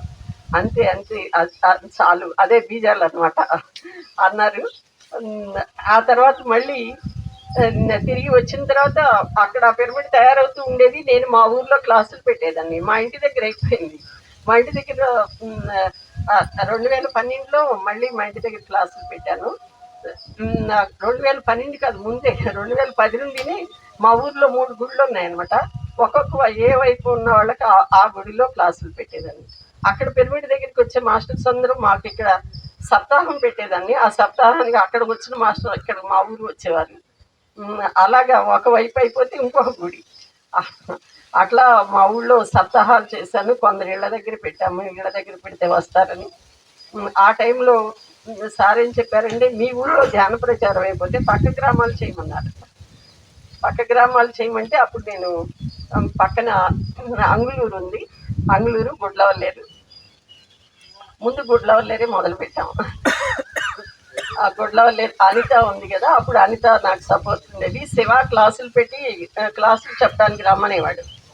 అప్పుడు శివ కూడా మానేస్తే ఎందుకు ఎవరో పెడుతుంటే మనం వెళ్ళటం మనమే పెడదాం అనుకున్నాం. అనుకొని అనిత నేను కలిసి 2 ఊళ్ళల్లో ఒకేసారి పెట్టాం వేసవిలో. ఈవినింగ్ పూట గొడ్లవల్లి నేను, తనేమో సింగళూరు అని తను చూసుకునేది. ఇద్దరు వెళ్ళేవాళ్ళం 6 to 8 రాత్రిపూట. ఏమీ భయం లేదు, ఏమీ లేదు. రాత్రిపూట వెళ్ళి 8ంటికి 6ంటికా అండి ఇలాగే చెట్టు గుళ్ళో చెట్టు పక్కన ఇట్లాగే కుర్చీలు వేసి, అప్పుడు ఏంటి అన్ని పనులు మేమే, కుర్చీలు వేయటం కానివ్వండి అన్నీ నేనే చూసుకునేదాన్ని, మాస్టర్ని పిలవటం. అట్లా 21 days పెట్టాను. ఈలోపు ఇది బెంగళూరు పెర్మిట్ వ్యాలీలో అక్కడ జరుగుతుంది కదా బుద్ధ పౌర్ణమి, వాటికి వెళ్ళడం కోసం 21 రోజులు పెట్టి ఆపేశాము. అప్పుడు అట్లా రోజు వెళ్తూ ఉన్నప్పుడు ఒక ఆటో అతను బొమ్మలూరు అంటారు సార్, అచ్చం పత్రిసారి అన్నట్టే అనేవాడు. అని అతను ఎక్కించుకొచ్చి మా ఊళ్ళో దింపేవాడు అనమాట. అలా మనం ఏదన్నా స్పిరిచువల్ వర్క్ చేస్తున్నాం అంటే మన వెనకమాల మాస్టర్సే చూసుకుంటారండి. అది నాకు ఎంతో అనుభవం అనమాట. ఎప్పుడైతే ఇంటికి 1 గంటకి ఇంటికి తాళం వేసి బయటికి వెళ్తే ఈవినింగ్ 5కి వచ్చేదాన్ని. ఎంత ఫ్రెష్గా వెళ్ళానో అలాగే వచ్చేదాన్ని. మన గురించి మనం ఆలోచించుకోక్కర్లా, మన ఇంటి దగ్గర పనుల గురించి కూడా ఆలోచించుకోక్కర్లా. అవి చేసేవాళ్ళు వచ్చేసి వెళ్ళిపోయేవారు. మనం ఎప్పుడైతే లోక కళ్యాణం కోసం పనిచేస్తామో అవన్నీ నా అనుభవాలు అనమాట. మన పనులన్నీ అవే జరిగిపోతాయి. మన కంటికి రెప్పలాగా చూసుకుంటారు, ఆ మాస్టర్సే చూసుకుంటారు. ఒకసారి ఇలాగే పడుకుని ఏ టైంలో పడితే ఆ టైంలో బయటికి తలుపులు తీసుకెళ్ళిపోతున్నాను అని అనుకున్నాను. అలా కళ్ళు తెరుచుకునే ఉన్నాను. మా గడప ఎదురు పెద్ద అలిసేషన్ నాకు ఎంత బాగుంది. అది పడుకుని ఉంది. అంటే నిన్ను మేము ఎప్పుడు చూసుకుంటూనే ఉన్నాం, కాలభైరవుడిలాగా ఉంది, నిన్నెప్పుడు మేము చూసుకుంటూనే ఉన్నాము అని చూపించారనమాట. అలా ఉంటుందమ్మా. అట్లా 21 days అయిపోయి నేను బెంగళూరు వెళ్ళినప్పుడు సార్ నన్ను చూసి ఇలా రమ్మని పిలిచారు. ఏంటి నన్నేనా, నేను వెనక్కి ముందుకి చూస్తున్నారు. ఆయన అప్పుడు మౌనంలో ఉన్నారు. ఆయనకి అన్నీ తెలుసు, మనం ఏం వర్క్ చేస్తున్నామో అన్నీ తెలుసు. మౌనంలో ఉన్నారు. రమ్మంటే నన్ను వెనక్కి చూస్తే కాదు, మా వాళ్ళందరూ వెళ్తున్నారు, గుడివాడ వాళ్ళందరూ నన్ను కూడా పిలిచారు రమ్మని. వెళ్ళాను అనమాట. అక్కడ పొద్దున్నే టిఫిన్ టైంలో ఆయన దగ్గర కుర్చీ వేసి కూర్చోమన్నారు. ఆయన దగ్గర కూర్చున్నాను. అక్కడ ఒక అరగంట టిఫిన్ చేసి రమ్మన్నారు. టిఫిన్ చేసి వచ్చినా ఆయన దగ్గర ఒక అరగంట కూర్చొని లెగిసి వచ్చాం అనమాట. ఆయన మౌనంలో ఉన్నారు. అప్పుడు ఆయన చేసేదేదో ఆయన చేస్తారు, మనకు తెలియవు అవన్నీ. ఆ తర్వాత ఆ రోజు పిల్లలకి స్కూల్లో పిల్లలకి చెప్దామని చెప్పి అక్కడ పుస్తకాలు అమ్ముతున్నారు, పిల్లలకి చెప్పే బుక్స్. 6th నుండి 8th వరకు పుస్తకాలు ఉన్నాయి. ఆ టెక్స్ట్ బుక్స్ కొనుక్కొచ్చి ఒక రూమ్ తీసుకున్నాము. ఆ రూమ్లోకి వెళ్ళి కూర్చున్నాను. అసలు ఒక 2 గంటలు నేను ధ్యాన స్థితిలో ఉండిపోయాను. నాకు తెలియకుండానే అలా ధ్యాన స్థితిలో ఉండిపోయాను. ఆ ఈవినింగ్ స్కూల్స్ అడాప్ట్ చేసుకునే వాళ్ళు ముందుకు రండి అన్నారు సార్. ఈవినింగ్ అక్కడ చెట్టు కింద క్లాస్ జరుగుతుంది కదా, అంటే నేను ముందుకు వెళ్ళాను. వెళ్తే మా ఊళ్ళో వాళ్ళు బాగా అంటే అన్నిట్లోనూ ముందుకెళ్ళిపోతున్నాను అని అనుకుంటున్నారు వాళ్ళు. ముందుకెళ్ళాను అనమాట. ఆ తర్వాత వచ్చిన తర్వాత ఒక 2 years నేను పిల్లలకి మా ఊరి స్కూలు, అంగుళూరు ఒక స్కూల్ అడాప్ట్ చేసుకొని వారానికి 3 రోజులు, ఒక మా ఊరి స్కూల్లో 3 రోజులు, అంగుళూరు స్కూల్లో 2 రోజులు 2 years పిల్లలకి ధ్యానం నేర్పాను. ఆ తర్వాత మళ్ళీ క్లాసులు మొదలుపెట్టాను అంగుళూరులో ఒక 2 years పెట్టానమ్మా. అక్కడ బాబా గుడిలో, తాజుద్దీన్ బాబా మందిరంలో పెట్టాము. ఎంతో బాగా జరిగినాయి అక్కడ క్లాసులు. ఆ తాజుద్దీన్ బాబా కనిపిస్తుండేవారు ధ్యానంలో. అక్కడ నుండి మళ్ళీ గొడ్లవల్లేరులో మళ్ళీ 40 days క్లాసులు పెట్టామండి సత్యనారాయణ స్వామి టెంపుల్లో. ఆ 40 రోజులు అక్కడ అయిపోయిన తర్వాత ఇంకా ఒక్కొక్క ఊరు, ఆ మండలం మొత్తం. ఎందుకంటే అప్పుడు నాకు గుడివాడ పిరమిడ్లో మౌన ధ్యానం కండక్ట్ చేయమని రాజ్కుమార్ గారు నాకు అప్పచెప్పి ఆమె అమెరికా వెళ్ళారు. 6 నెలలు నాకు అప్పచెప్పారు. ఇక్కడే ఉండాలమ్మా, మరి నువ్వు చేస్తావంటే అలాగే మేడం అన్న. ఎప్పుడు పని ఎత్తుకునేదాన్ని, నేను ఖాళీగా ఉండేదాన్ని కదా, ఎప్పుడు ఏం చేయాలా అని ఎత్తుకునేదాన్ని. మా ఊరంతా అయిపోయింది. తర్వాత లక్ష్మి గారు వాళ్ళు చూసుకుంటున్నారు. నేను అప్పుడు ఖాళీగా ఉన్నాను. అది నువ్వు చూసుకుంటావమ్మా అంటే అలాగే అన్నాను. 6 నెలల్లో నాలో ఎన్నో మార్పులు తీసుకొచ్చారండి. 6 నెలలు మౌన ధ్యానం కండక్ట్ చేశాను. రోజుకు 10 గంటలు ధ్యానం, 5 రోజులు నెలకి. అది ఎప్పుడు పౌర్ణమి టైంలో వచ్చింది. అప్పుడైతే పౌర్ణమి టైంలో మౌన ధ్యానం వచ్చేది. అది నేనున్నప్పుడు బాగా వచ్చేవారు జనం కూడా. ఎక్కడ క్లాస్‌కి వెళ్ళినా చెప్పేదాన్ని. వాళ్ళు వచ్చేవారు. అలా అది చాలా బాగా జరిగింది. ఎవరో మీ ఊరు ఇక్కడ దగ్గరలో బందర్ దగ్గర నుండి ఒకాయన డాక్టర్ అంట పెద్దాయన వచ్చారు ఒకసారి. తర్వాత ఎప్పుడో వస్తే నన్ను చూస్తే మా అమ్మ వచ్చింది, మా అమ్మ వచ్చిందంట ఆయన. ఎంత సంబరపడిపోయాడో ఆయన. అలా అక్కడ మాత్రం చాలా బాగా మౌన ధ్యానం బాగా జరిగిందండి. ఆ మౌన ధ్యానంలో నాలో ఎన్నో మార్పులు తీసుకొచ్చారు ఆ మాస్టర్సే. కనిపించని మాస్టర్స్ ఎన్నో మార్పులు జరిగినాయి. అప్పుడే అనుకోకుండా నాకు సేవాదళ కన్వీనర్‌గా గుడ్లవల్లేరు మండలానికి ఇచ్చారు. ఎందుకంటే ఆ మండలంలో నేనే వర్క్ మొదలుపెట్టాను అని నాకిచ్చారనమాట. అప్పుడు నా వర్క్ ఏంటో నాకు అర్థమైంది. అప్పటి వరకు ఎత్తుకునేదాన్ని. అర్థమైన తర్వాత నేనింకా ఆ మండలం మొత్తం ఆ మండలంలో ఎక్కడా ధ్యానం లేదు. ప్రతి గ్రామంలోనూ 20 రోజులు, 20 రోజుల కాడికి ఒక్కొక్క గ్రామంలో పెట్టుకుంటూ వచ్చానండి ఒక సంవత్సరం అంతాను.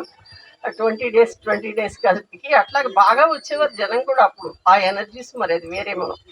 బాగా వచ్చేవారు, మళ్ళీ శాకాహారులుగా మారిపోయేవారు. అలా పెట్టుకుంటూ వచ్చినప్పుడు ర్యాలీలు కూడా చేశాము. అట్లాగే ఒక ఇంటి మీద స్ట్రక్చర్ వేసాము గుడ్లవల్లేరులో. అక్కడ క్లాసులు జరుగుతూ ఉండేవి. శాకాహార ర్యాలీలు చేశాము. ఒకసారి పత్రి సార్ వచ్చినప్పుడు చెప్పాను, ఇలాగా ఈ మండలం అంతా ధ్యాన ప్రచారం చేస్తున్నాను సార్, ఒక ఇంటి మీద స్ట్రక్చర్ కూడా పెట్టాము, ఇంకా నేల మీద పిరమిడ్ రావాలి అని. ఆ ఊర్లో వాళ్ళు గుడివాడ పిరమిడ్ వస్తా, మన గుడ్లవల్లేరులో కూడా ఎప్పుడు పిరమిడ్ వస్తుందో మేడం అని అనుకుంటా వచ్చారు. సార్తో అన్నాను, ఇలా ఇంకా నేల మీదే రావాలి సార్ అని. అనగానే ఆయన కూర్చొని పక్కన కుర్చీ వేపించి కూర్చోబెట్టారు. చెప్పేవన్నీ విన్నారు. ఆ తర్వాత చెప్పిన ఒక నెల లోపే ఒక ఆయన స్థలం ఇస్తామని వచ్చారు పిరమిడ్కి. అది ఆయన దగ్గరికి వెళ్ళి సార్ దగ్గరికి వెళ్ళి చెప్పారు.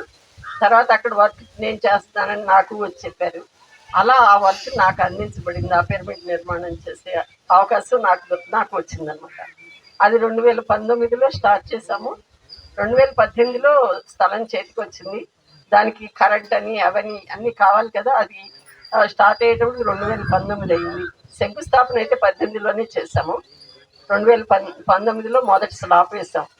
ఆ స్లాబ్ వేసిన తర్వాత సార్ వచ్చారు. అప్పుడే ఇక్కడ కరోనా మొదలైంది, స్టార్ట్ అయింది. ఆయన వచ్చి వెళ్ళిన మరుసటి రోజు నుండినే అంతటా లాక్డౌన్ మొదలైంది. అప్పుడు వచ్చినప్పుడు పిరమిడ్కి పేరు పెట్టారు, శ్రీ ఆత్మవిద్యా పిరమిడ్ ధ్యాన మందిరం అని పేరు పెట్టారు. ఇక్కడ గుడ్లవల్లేరు దేనికి ప్రసిద్ధి అని అడిగారు. అది అక్కడ ఎక్కువ ఎడ్యుకేషన్ ఉంటుంది. అన్ని ఇంజనీరింగ్ కాలేజీ ఎడ్యుకేషన్కి ప్రసిద్ధి అని అందరూ చెప్పారు. అనేటప్పటికి పేరు అది పెట్టారు, ఆత్మవిద్య, శ్రీ ఆత్మవిద్యా పిరమిడ్ ధ్యాన మందిరం అని పేరు పెట్టి మళ్ళీ ఓపెనింగ్కి వస్తాను అని చెప్పి వెళ్ళారు. అప్పుడు మొదటి స్లాప్ అయింది. ఇంకా పైన పిరమిడ్ నిర్మాణం జరగాలి. ఆ పిరమిడ్ నిర్మాణం జరగడానికి అంతా లాక్డౌన్. ఎవరిని వెళ్ళి అడుగుతాం డొనేషన్లో. మొదటిసారి అయితే అంతటా తిరిగాము, ఎక్కడెక్కడికో తిరిగాము. క్లాసులకి వెళ్ళేవాళ్ళం, క్లాసులకి వెళ్ళినప్పుడు అడిగేవాళ్ళం, కట్టాల్లో అంతటా అడిగాము, అది వచ్చినాయి. ఇంకా పైకి వచ్చేటప్పటికి లాక్డౌన్ అనమాట. ఇంకా అప్పుడు అనుకోకుండా అప్పుడు కొన్ని జూముల్లో వాటిల్లో అడిగి కొంత వచ్చేది. జూముల్లో వాటిలో చెప్తుంటే కొందరు పంపించేవారు. ఎక్కడో సింగపూర్ నుండి కూడా పంపారు ఆయన అయితే. ఎంతో మంది ఆశీస్సులు అలా ఎంతో ఇదిగా జరిగింది అది అప్పుడు. అది తర్వాత పైన ఇంకా స్లాబ్ పోయాలి. స్లాబ్ పోసే టయానికి నాకే చేతికి డబ్బాలు విధంగా అంటే మా పొలం ఏదో గవర్నమెంట్ తీసుకొని దానికి ఎక్కువ అమౌంట్ ఇచ్చారు, వచ్చింది. అది నా చేతికి అప్పుడు అది స్లాబ్కి నేను నా చేతికి డబ్బు వచ్చింది. అలా స్లాబ్ అనేది వేసాము. అలా వర్క్ జరిగింది. ఈలోపు సార్ ఇటువైపు బందర్ వైపు వస్తూ ఓపెనింగ్ చేస్తామని కౌరంపారు. అప్పుడు కంప్లీట్ అవ్వలేదు. ఇంకా మెట్లు అవన్నీ కింద ఊరినే కట్టామంతే. ఇంకా ఫినిషింగ్ వర్క్ అది కంప్లీట్ అవ్వలేదు. అయినా అలాగే ఆయన వచ్చి ఓపెన్ చేసి వెళ్ళారు. ఆ ఓపెనింగ్ రోజు ఒక ఊళ్ళో ఒక ఆయన వచ్చారు. ఆ ఊరు గుడ్లవల్లేరు బాగా ఉన్నాళ్లే, కానీ నాకెవరు అంత పరిచయం లేదు. ఆ ఉన్నాళ్ళ దగ్గర నుండి ఎక్కడి నుండి డబ్బులు రాలేదు. ఒక ఆయన ఆ ఊరు నుండి ఒక ఆయన ధ్యానానికి వచ్చారు. సార్ వచ్చిన రోజునే వచ్చారు. వస్తే తర్వాత నేను అన్నాను, సార్ నాకు ఈ ఊళ్ళో ఎవరో తెలియదు. ఆయనేమో ఒక రోటరీ లయన్స్ క్లబ్కి దానిలో బాగా పనిచేసే వ్యక్తి అనమాట. గవర్నర్గా చేసి ఇప్పుడు మామూలుగా ఉన్నారు. ఆయనతో చెప్పాను, మీరే చేయాలి సార్, ఇంకా ఫ్లోరింగ్లో వేయాలి, అది మీరు మీ ఊరు వాళ్ళ ద్వారా చేయించాలి సార్ అన్న. అలాగే అలాగే అని తర్వాత ఒకసారి నన్ను ఎమ్మడి పెట్టుకుని ఇంటింటికి తీసుకెళ్ళారు. ఇంటింటికి తీసుకెళ్ళి ఆయన ఎంత చెప్తే అంత ఇచ్చారు అక్కడ. అలాగా ఆ ఊళ్ళో వాళ్ళు ఇచ్చింది మామూలుగా ఇంజనీరింగ్ కాలేజ్ వాళ్ళు అయితే వాళ్ళు అందరూ కలిసి అన్నదమ్ములు అందరూ కలిసి ఒకే అమౌంట్ ఇస్తారంట. అటువంటిది మన పిరమిడ్కి ఎవరికాళ్ళు సపరేట్గా ఇచ్చారు. ఆయన అలా ఒక 3 లక్షల దాకా కలెక్ట్ చేసి ఫ్లోరింగ్లు అవన్నీ ఆయన చేయించారు. ఆయన ద్వారా జరిగింది అనమాట. ఫినిషింగ్ వర్క్ ఆయన ద్వారా జరిగింది. అట్లా ఆ పిరమిడ్ చాలా తొందరగానే చాలా అందంగా రూపుదిద్దుకుంది. ఆ తర్వాత నేను సార్ని చూడటానికి బెంగళూరు వెళ్ళినప్పుడు సార్ పని పూర్తయిపోయింది సార్ అని చెప్పాను. ఆయన అసలు నన్ను చూడటమే, నా మొహంలో చూస్తే ఏమైంది అని అడిగారు. చూడగానే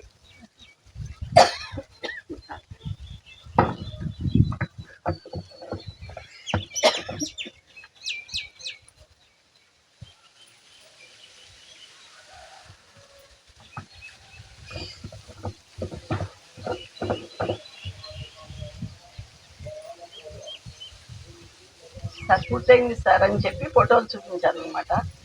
ఎట్లాగైతే సాధించామన్నారు. అంతా మీ కృపే కదా సార్ అన్నాను. అలా అక్కడ ఆయనకి వెళ్ళి మరి ఇప్పుడు నా వర్క్ ఏంటి సార్ చెప్పండి అన్న. రెస్ట్ తీసుకో అన్నారు. ఇంకా లోపల గ్రామాలు చేద్దాం అనుకుంటున్నాను సార్, ఇప్పుడు రోడ్డు మీద గ్రామాలే చేశాను అన్నాను. చూసారు అలాగా. కానీ ఒక్కసారి నేను డాబా మీద ధ్యానం చేస్తుంటే నాకు ఆయనది విశ్వరూప దర్శనం కనిపించింది. ఆయన ఆకాశం మీద విశ్వరూపం కనిపించింది. నాకు చాలా సంతోషం అనిపించింది అది కలిగినప్పుడు. అట్లాగా అప్పటి నుండి ఆ పిరమిడ్ని చూసుకుంటున్నానండి. పక్కన ఇంకా వంటకి అది సరిపోదు అనమాట. పక్క స్థలం కొన్నాము. ఆ స్థలం కొనేటప్పుడు కూడా అంతే, ఎవరు ఒక మాస్టర్స్ వచ్చి వాళ్ళు ఆ అమ్మాయి చెప్పింది, చుట్టూ అంతా చూస్తాను మేడం, ఇది రాబోయే రోజుల్లో అక్కడికి పేరవరంలో ఉన్న పిరమిడ్ కన్నా కూడా ఇది అంతా అభివృద్ధిలోకి వస్తుంది మేడం. ఈ చుట్టుపక్కల అంతా అన్ని పిరమిడ్ ఆకారాల్లో హౌసెస్ కనిపిస్తున్నాయి. జనం విపరీతంగా ఇలా తిరిగి ఇట్లా వస్తున్నారు. ఇది ఇంకా వెనకమాల ఇటు సైడ్ కూడా పెరుగుతుంది అని చెప్పింది. ఇప్పుడు మేము ఏదైనా క్లాసులు వచ్చి పెట్టుకోవాలన్నా ఇక్కడ టాయిలెట్స్ సరిపోవు మేడం. అది 2 టాయిలెట్సే వచ్చినాయి. దానికి 33/33 అండి ఆ పిరమిడ్ నిర్మాణం. అదే ఇది 35 కదా, సార్ 35 కట్టమన్నారు. కానీ ఆ ప్లేస్కి అంతవరకే వచ్చింది అని చెప్పింది. అప్పుడు వచ్చింది మాకు ఆలోచన. మా పక్కన ఉన్న స్థలం ఆయన ఇది ఫ్రీగా ఇచ్చారు, అది కొనుక్కోమని ఒకటే అడుగుతున్నాడు. ఆ స్థలం ఆయన అడుగుతుంటే నాకు ఎందుకు అక్కర్లేదు అంటున్నాను. ఇంకా ఆమె మాటలతోటి నాకు అర్థమైంది ఆ స్థలం తీసుకోవాలి. ఇప్పుడు రేపు రాబోయే రోజుల్లో కిచెన్ ఇప్పుడు ఉన్న వంటిల్లు సరిపోదు, వంటిల్లు టాయిలెట్స్ వాచ్మెన్కి ఇవన్నీ అవసరం అవుతాయి అని అనుకొని ఆ స్థలం తీసుకుందామని నిర్ణయం తీసుకున్నామండి. ఒక అమావాస్య రోజున అమావాస్య ధ్యానానికి అందరినీ కూర్చోబెట్టి సంకల్ప ధ్యానం, ఆ స్థలం తీసుకోవాలని సంకల్పం పెట్టి ధ్యానంలో కూర్చోబెట్టాను. ఒక మేడం కంట సార్ కనిపించి, నువ్వే ముందు ఇవ్వు ఎంత ఇవ్వాలో కూడా అమౌంట్ రాసి పెట్టారంట. 5,116లో ఏదో. ఆ మీద వాడు మనవడి పేరుని ఒక 1000 రూపాయలు ఇద్దాం అనుకుంటానంట. మనవడి పేరుని కాదు, నీ పేరునే ఇవ్వు, ముందు నువ్వు ఇవ్వు, తర్వాత అన్నీ అవే వచ్చేస్తాయని చెప్పారంట.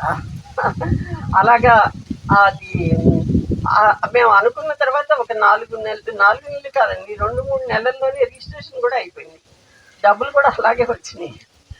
దానికి కూడా అది ఆ డబ్బులు కలెక్ట్ చేసే టైంలో నేను ధ్యానంలో కూర్చుని నా లోపల వెంకటేశ్వర స్వామి ఉండేవారు, కనిపించేవారు. ఇదేంటి, నేనేనాడు గుడికి కూడా వెళ్ళను, ఏ రోజు గుడికి కూడా వెళ్ళను, ఈయన కనిపిస్తున్నారేంటి నా లోపల అనుకున్నాను.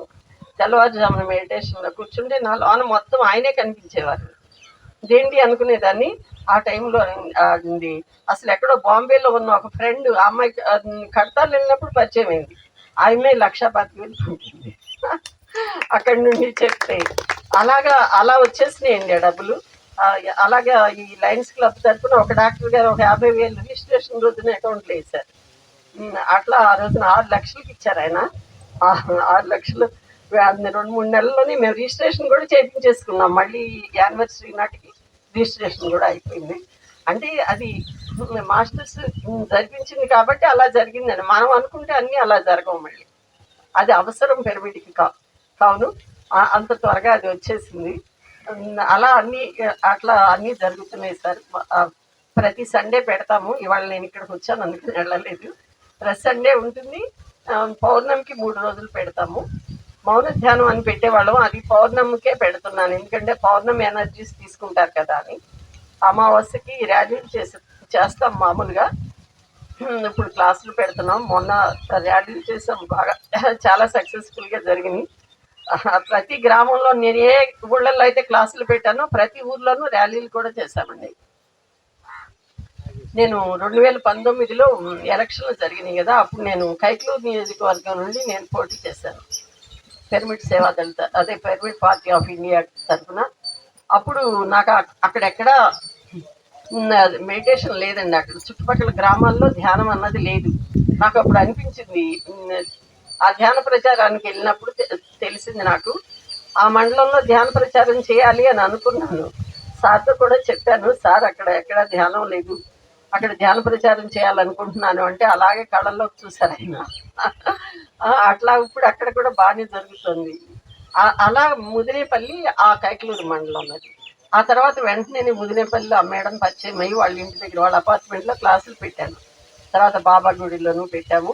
అందుకని మొన్న ముదినేపల్లిలో ర్యాలీ చేసింది. అందుకని అది ఎప్పటి నుండో ఉంది నాకు, ఇంకా ఆ ఊళ్ళో ర్యాలీ చేయాలి అని. అది అప్పటికి పడింది అనమాట. మీ అందరి సహకారంతో చక్కగా అందరూ వచ్చారు. అది బాగా సక్సెస్ అయింది. తర్వాత కొండాలమ్మ తల్లి టెంపుల్ దగ్గర చేసాము. అది కూడా చాలా బాగా జరిగింది. అది ఆ ర్యాలీ చేసినప్పుడు అయితే మాస్టర్స్ నాకు గిఫ్ట్ కూడా ఇచ్చారు. ఆ ర్యాలీ అయిపోయిన తర్వాత మార్నింగ్ ధ్యానంలో కూర్చుంటే అసలు అది ఆ అనుభూతిని చెప్పలేము. అది ఎక్కడో ఏదో వాళ్ళకి ఆ భూమాతకి అప్పుడు భూదేవి మీద ఒక మెడిటేషన్ చేపిస్తున్నారు. భూదేవి అడుగుకంట మనం భూదేవి కోరికంట వెళ్ళమంటుంది ఆ అమ్మాయి. అన్నప్పుడు నేను లోపలికంట వెళ్తున్నాను. వెళ్ళిన తర్వాత ఆమెకి ఎనర్జీని ఇవ్వమన్నారు. అలా ఎనర్జీని ఇచ్చి మళ్ళీ బయటికి రమ్మంటే వచ్చాము. వచ్చిన తర్వాత ఆ భూదేవి మీకు ఎనర్జీని ఇస్తుంది అన్నప్పుడు ఆమె ఎంత ప్రేమను గుర్తించిందో అసలు. భూదేవి ఎంత ప్రేమను గుర్తించిందో అది అసలు ఆ అనుభూతి పొందితే కానీ దాని అర్థం తెలియదు. ఆ తర్వాత అది అయిపోయింది, ఆనందం అయిపోయింది. కాసేపటికి ఏంటో మా ఇంటి ఎదురు పెద్ద ట్రక్కు నిండా మట్టి తెచ్చి పోస్తున్నారు. ఏంటిది అనుకుంటున్నాను. అక్కడే దాంట్లో ఏదో పెట్టి ఉంది. ఆ పెట్టి తీస్తున్న కొద్దికి వస్తూనే ఉంది దాంట్లో నుండి. ఏంటి ఇలా వచ్చింది అనుకుని మర్నాడు మా ఫ్రెండ్ మాధవితో అన్నాను.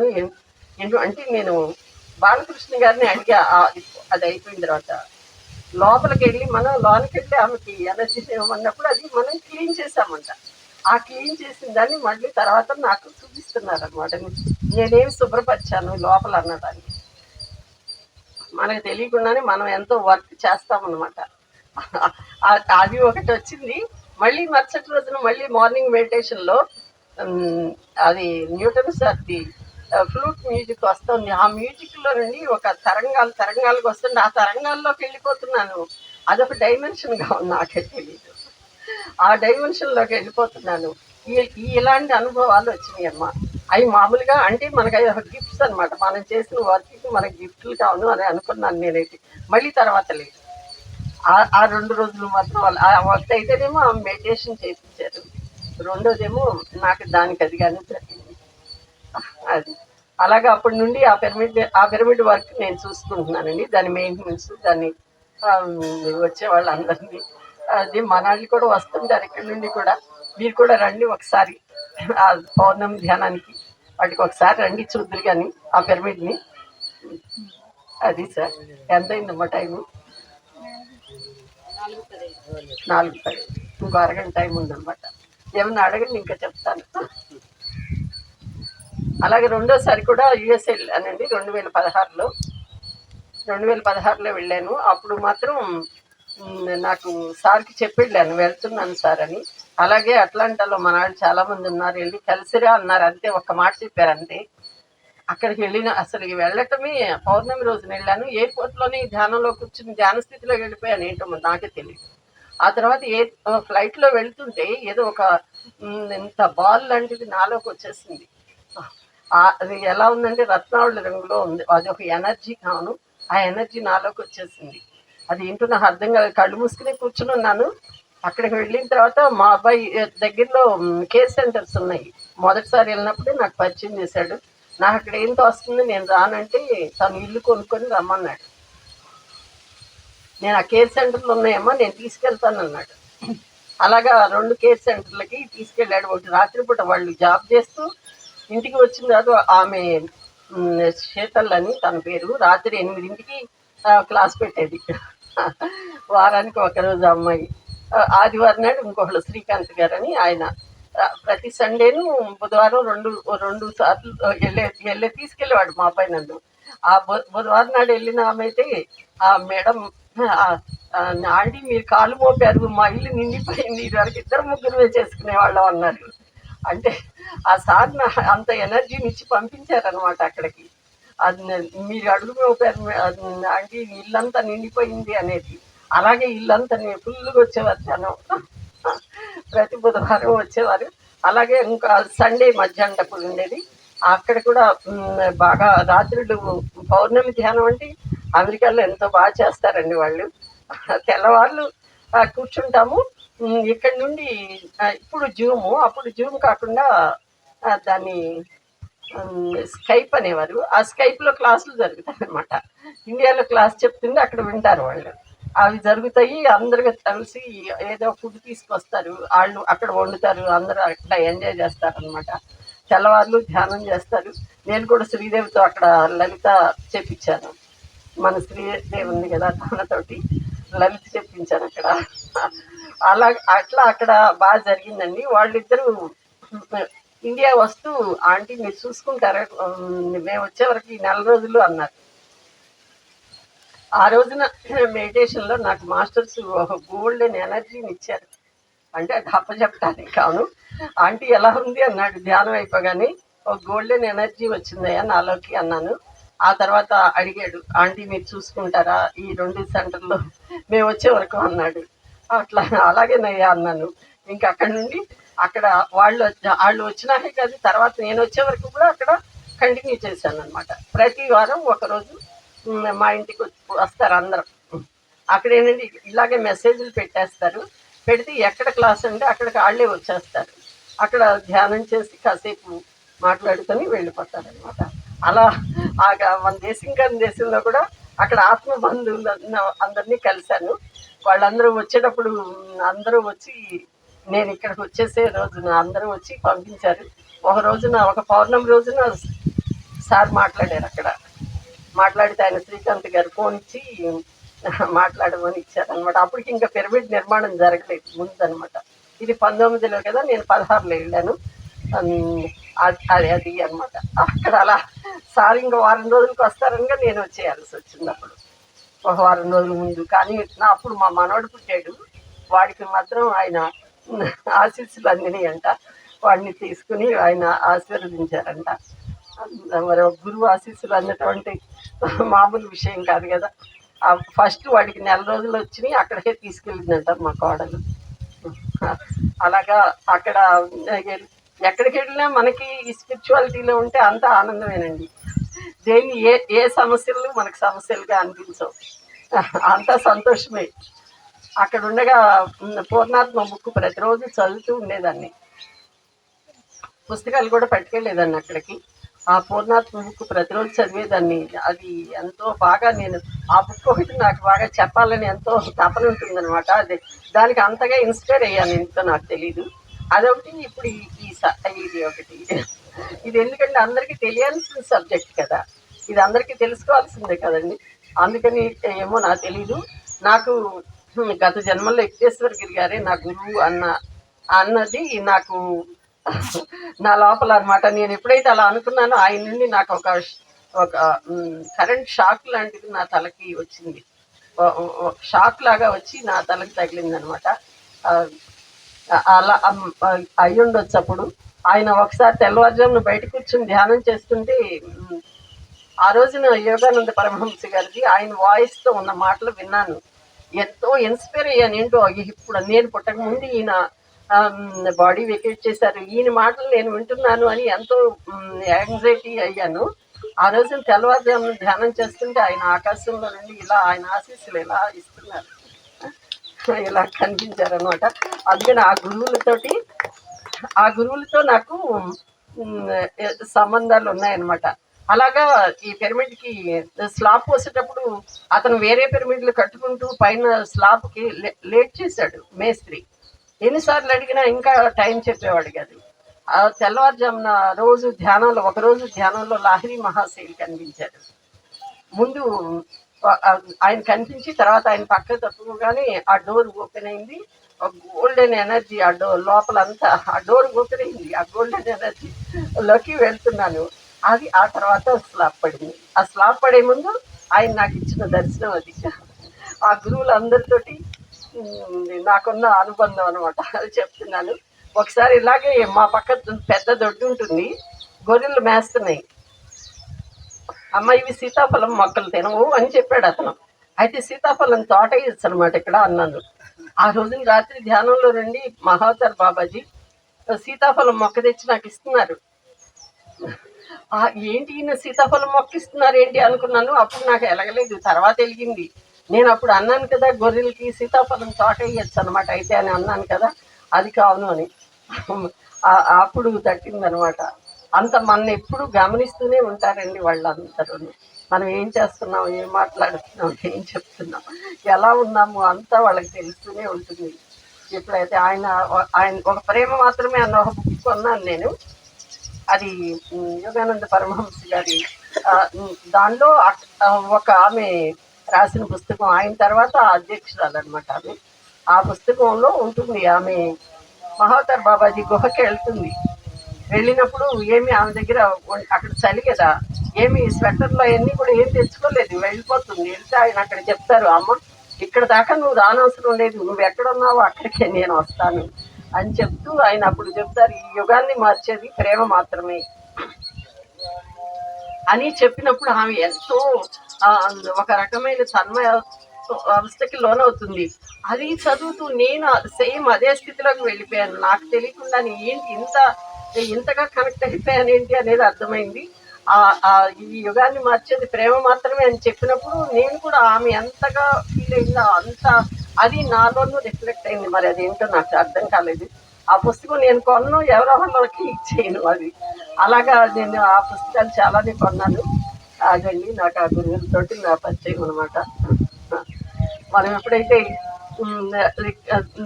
హోల్ హార్టెడ్గా ఉండి మనం ఏదో చేయాలి అనే తపనతో ఉంటామో, నాకు ఈ స్కూల్ పిల్లలకి వెళ్ళి నేను ఎప్పుడైతే అడాప్ట్ చేసుకుని స్కూల్స్కి వెళ్తానని మాట ఇచ్చానో అప్పుడు నా హార్ట్ చక్రాన్ని ఒక రోజు ధ్యానంలో 1 గంటన్నర సేపు నాకు ఆ ఎనర్జీ అందిందండి.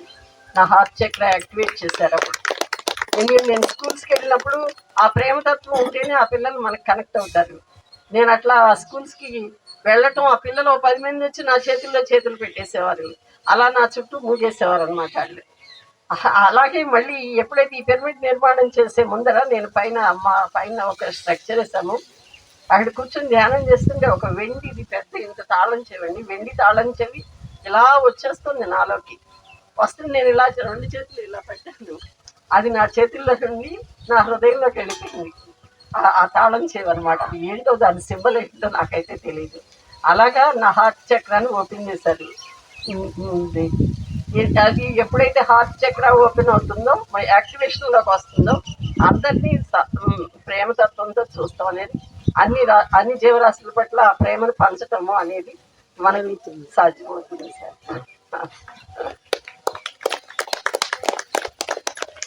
ఇంకేమన్నా అడగాలనుకుంటే అడగండి సార్.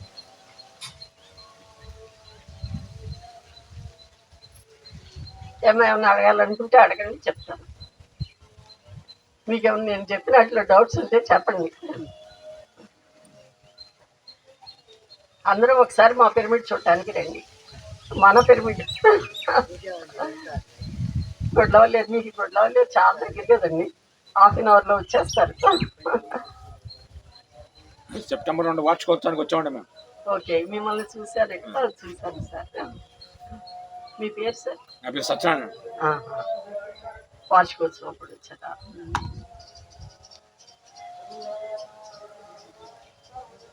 మీ పేరు సార్? సుజేష్ కుమార్ మేడం. మిమ్మల్ని చూసేటట్టుంది, అందుకని అడుగుతా. వచ్చారు, తెలుసు మేడం. ఆహా.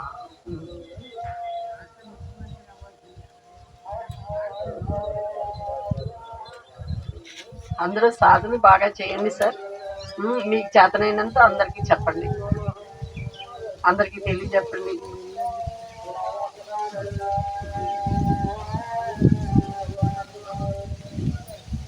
కాసేపు ధ్యానం చేద్దామా? గిరి గారి ఏంటి సార్? గిరి గారి గురించి ఒక 2 ఉదాహరణలు. గిఫ్టేశ్వర గిరి గారి గురించి చెప్పుకుంటా.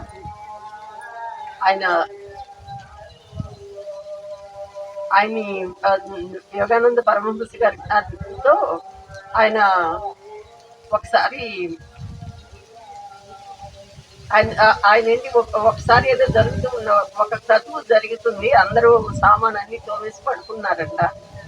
ఈయన నాతో పడుకుంది కానీ రమ్మని అడుగుతారు యోగానంద పరమహంస గారిని.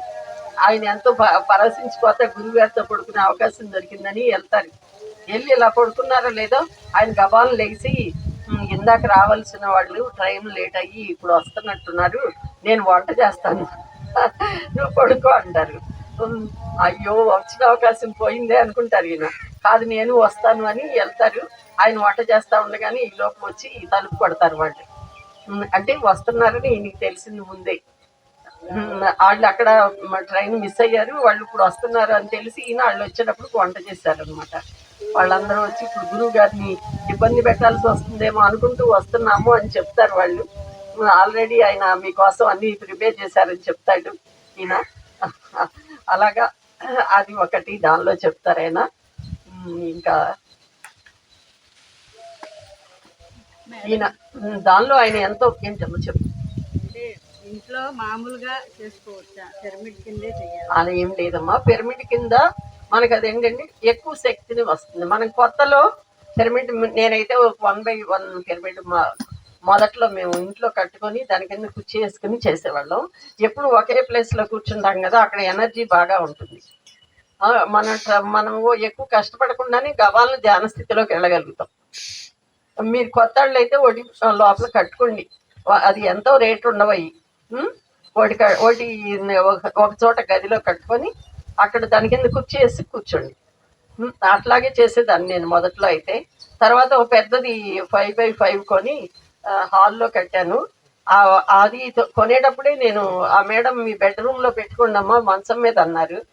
లేదు మేడం నేను ఏది చేసినా అందరి కోసం చేస్తాను అన్నాను. ఎలా అన్నానో మరి అది తెచ్చి హాల్లో కట్టానండి. ఫ్యాన్ ఒకటి తీసి హాల్లో కట్టాను. అప్పటి నుండి మా ఇంట్లో క్లాసులు స్టార్ట్ అయినాయి. అది కట్టడమే మా ఊళ్ళో క్లాసులు మొదలైనవి అనమాట. అందరూ అప్పుడు ఎప్పుడు నేను క్లాస్ పెట్టినా నాకు ధ్యానంలో క్లాస్ పెట్టమని వచ్చినప్పుడే నేను పెట్టేదాన్ని.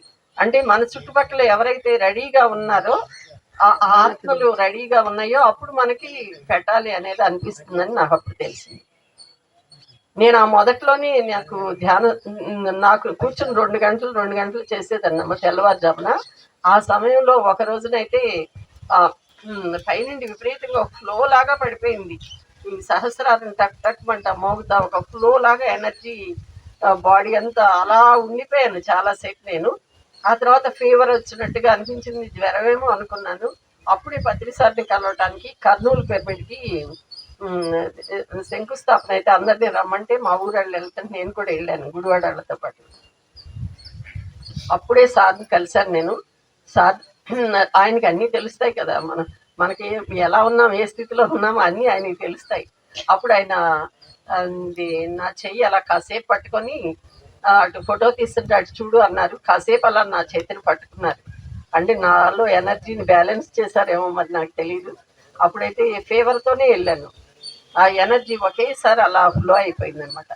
ఇప్పుడు ఈ క్రియాయోగం కూడా చెప్పేటప్పుడు ఆయన చెప్తారు, ఒకేసారి ఒక బల్బు ఎలగాలి అంటే ఇన్ని వాట్స్ అని ఉంటుంది కదా, ఒకేసారి ఎక్కువ వాట్స్ వచ్చేస్తే మాడిపోతుంది కదా. అట్లాగే మనకి ఇది కూడా ఒకేసారి ఎక్కువ ఎనర్జీ వచ్చేస్తే మనకి గురువు. అందుకని క్రియాయోగం మాత్రం గురువు సమక్షంలో చేయాలి అంటారు. మనకు అక్కర్లేదు, సహజంగా జరిగేది ఇది. సహజంగా జరిగే శ్వాసను గమనిస్తాం కాబట్టి మనకు అటువంటివన్నీ ఉండవు. అయినా అవసరమైతే మన గురువులు చూసుకుంటూనే ఉంటారు. అది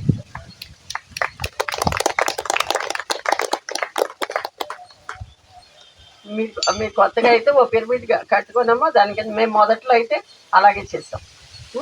నేను తర్వాత ఏమీ లేకపోయినా మనం చేయగలుగుతాము. దగ్గరలో ఏమైనా పిరమిడ్లు ఉంటే వెళ్ళండి. ఇలా ఎక్కువ మంది ఉన్నప్పుడు గ్రూప్ మెడిటేషన్ అనేది త్వరగా మనకు ధ్యాన స్థితి రావడానికి ఉపయోగపడుతుంది. తొందరగా ధ్యాన స్థితిలోకి వెళ్ళగలుగుతాం. 10 మంది అందరు దానిలో బాగా చేసేవాళ్ళు ఉంటారు, చైనాళ్ళు ఉంటారు. ఆ ఎనర్జీ అందరికీ అందుతుంది. ఒక్కొక్కళ్ళు చేసిన దానికన్నా ఒక్కొక్కళ్ళు చేస్తే కొద్దిగా వస్తుంది.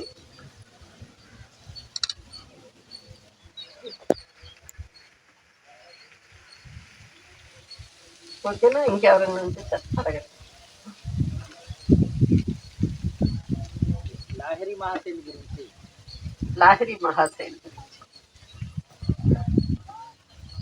లాహిరి మహాశైలి గురించి కూడా ఆ బుక్ చదవండి సార్. బాబాజీ గురించి ఉంటుంది, లాహిరి మహాశైలి గురించి ఉంటుంది, విశ్వేశ్వర్ గిరి గారి గురించి, ఇంకా ఎంతో మంది గురువుల గురించి రాశారు. దీనిలో మాత్రం లాహిరి మహాశైలు ఎప్పుడు ఎవరికి ఫోటోకి పోజ్ ఇచ్చేవారు కాదంట. ఒకసారి వచ్చి తీసినా కానీ వాళ్ళకి ఫిల్మ్లో ఏం పాడలేదంట. కానీ ఒక్కసారి మాత్రం బతుకులాడితే ఆ ఒక్క పోజ్తోనే ఆయన కనిపిస్తారు అందరికి. అదే ఇంకా అది మాత్రం ఇచ్చారు అందరికి. అదొకటి కనిపిస్తుంది. దానిలోనే నేను చదివాను సార్. లాహిరి మహాశైల్ ఏదో ఒక బుక్ కూడా ఉంది. ఆయన చాలా అదే ఆఫీస్ నుండి వచ్చిన తర్వాత అందరూ శిష్యులందరూ వస్తే తెల్లవార్లు వాళ్ళతో ధ్యానం చేయించడం, సత్సంగం చేసేవారంట. అక్కడేమో ఆఫీస్కి వెళ్ళి రాత్రుళ్ళు సత్సంగం చేసేవారండి. ఆయన గురించి ఎక్కువ తెలియదు సార్. దీనిలో చదవటమే నేను కూడా.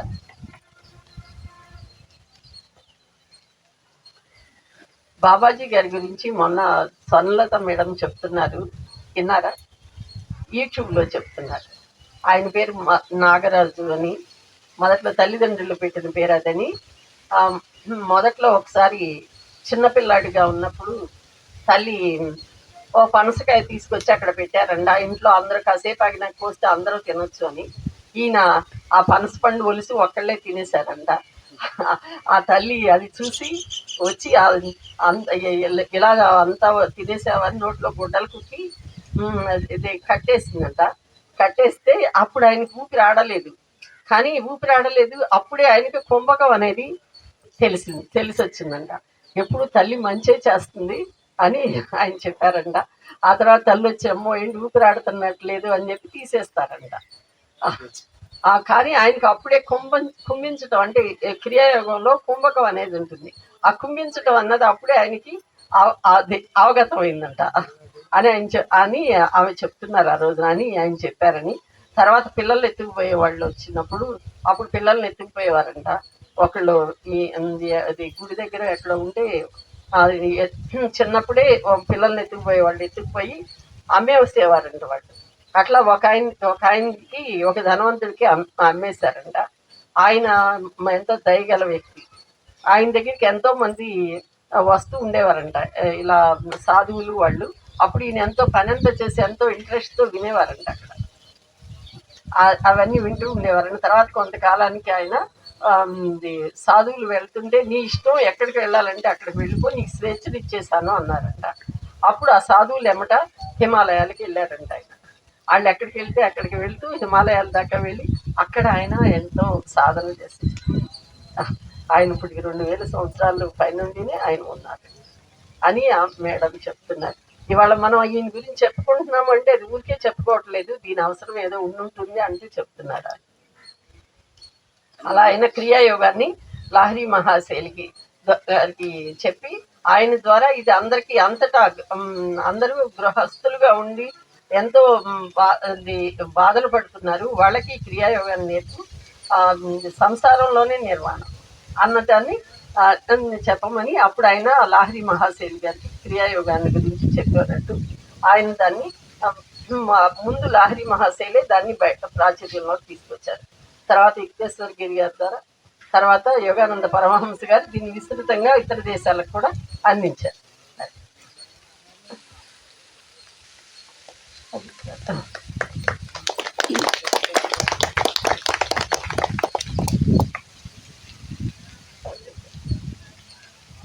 కాసేపు ధ్యానం చేద్దామా? ఇంకేమన్నా అడగాలనుకుంటే అడగండి.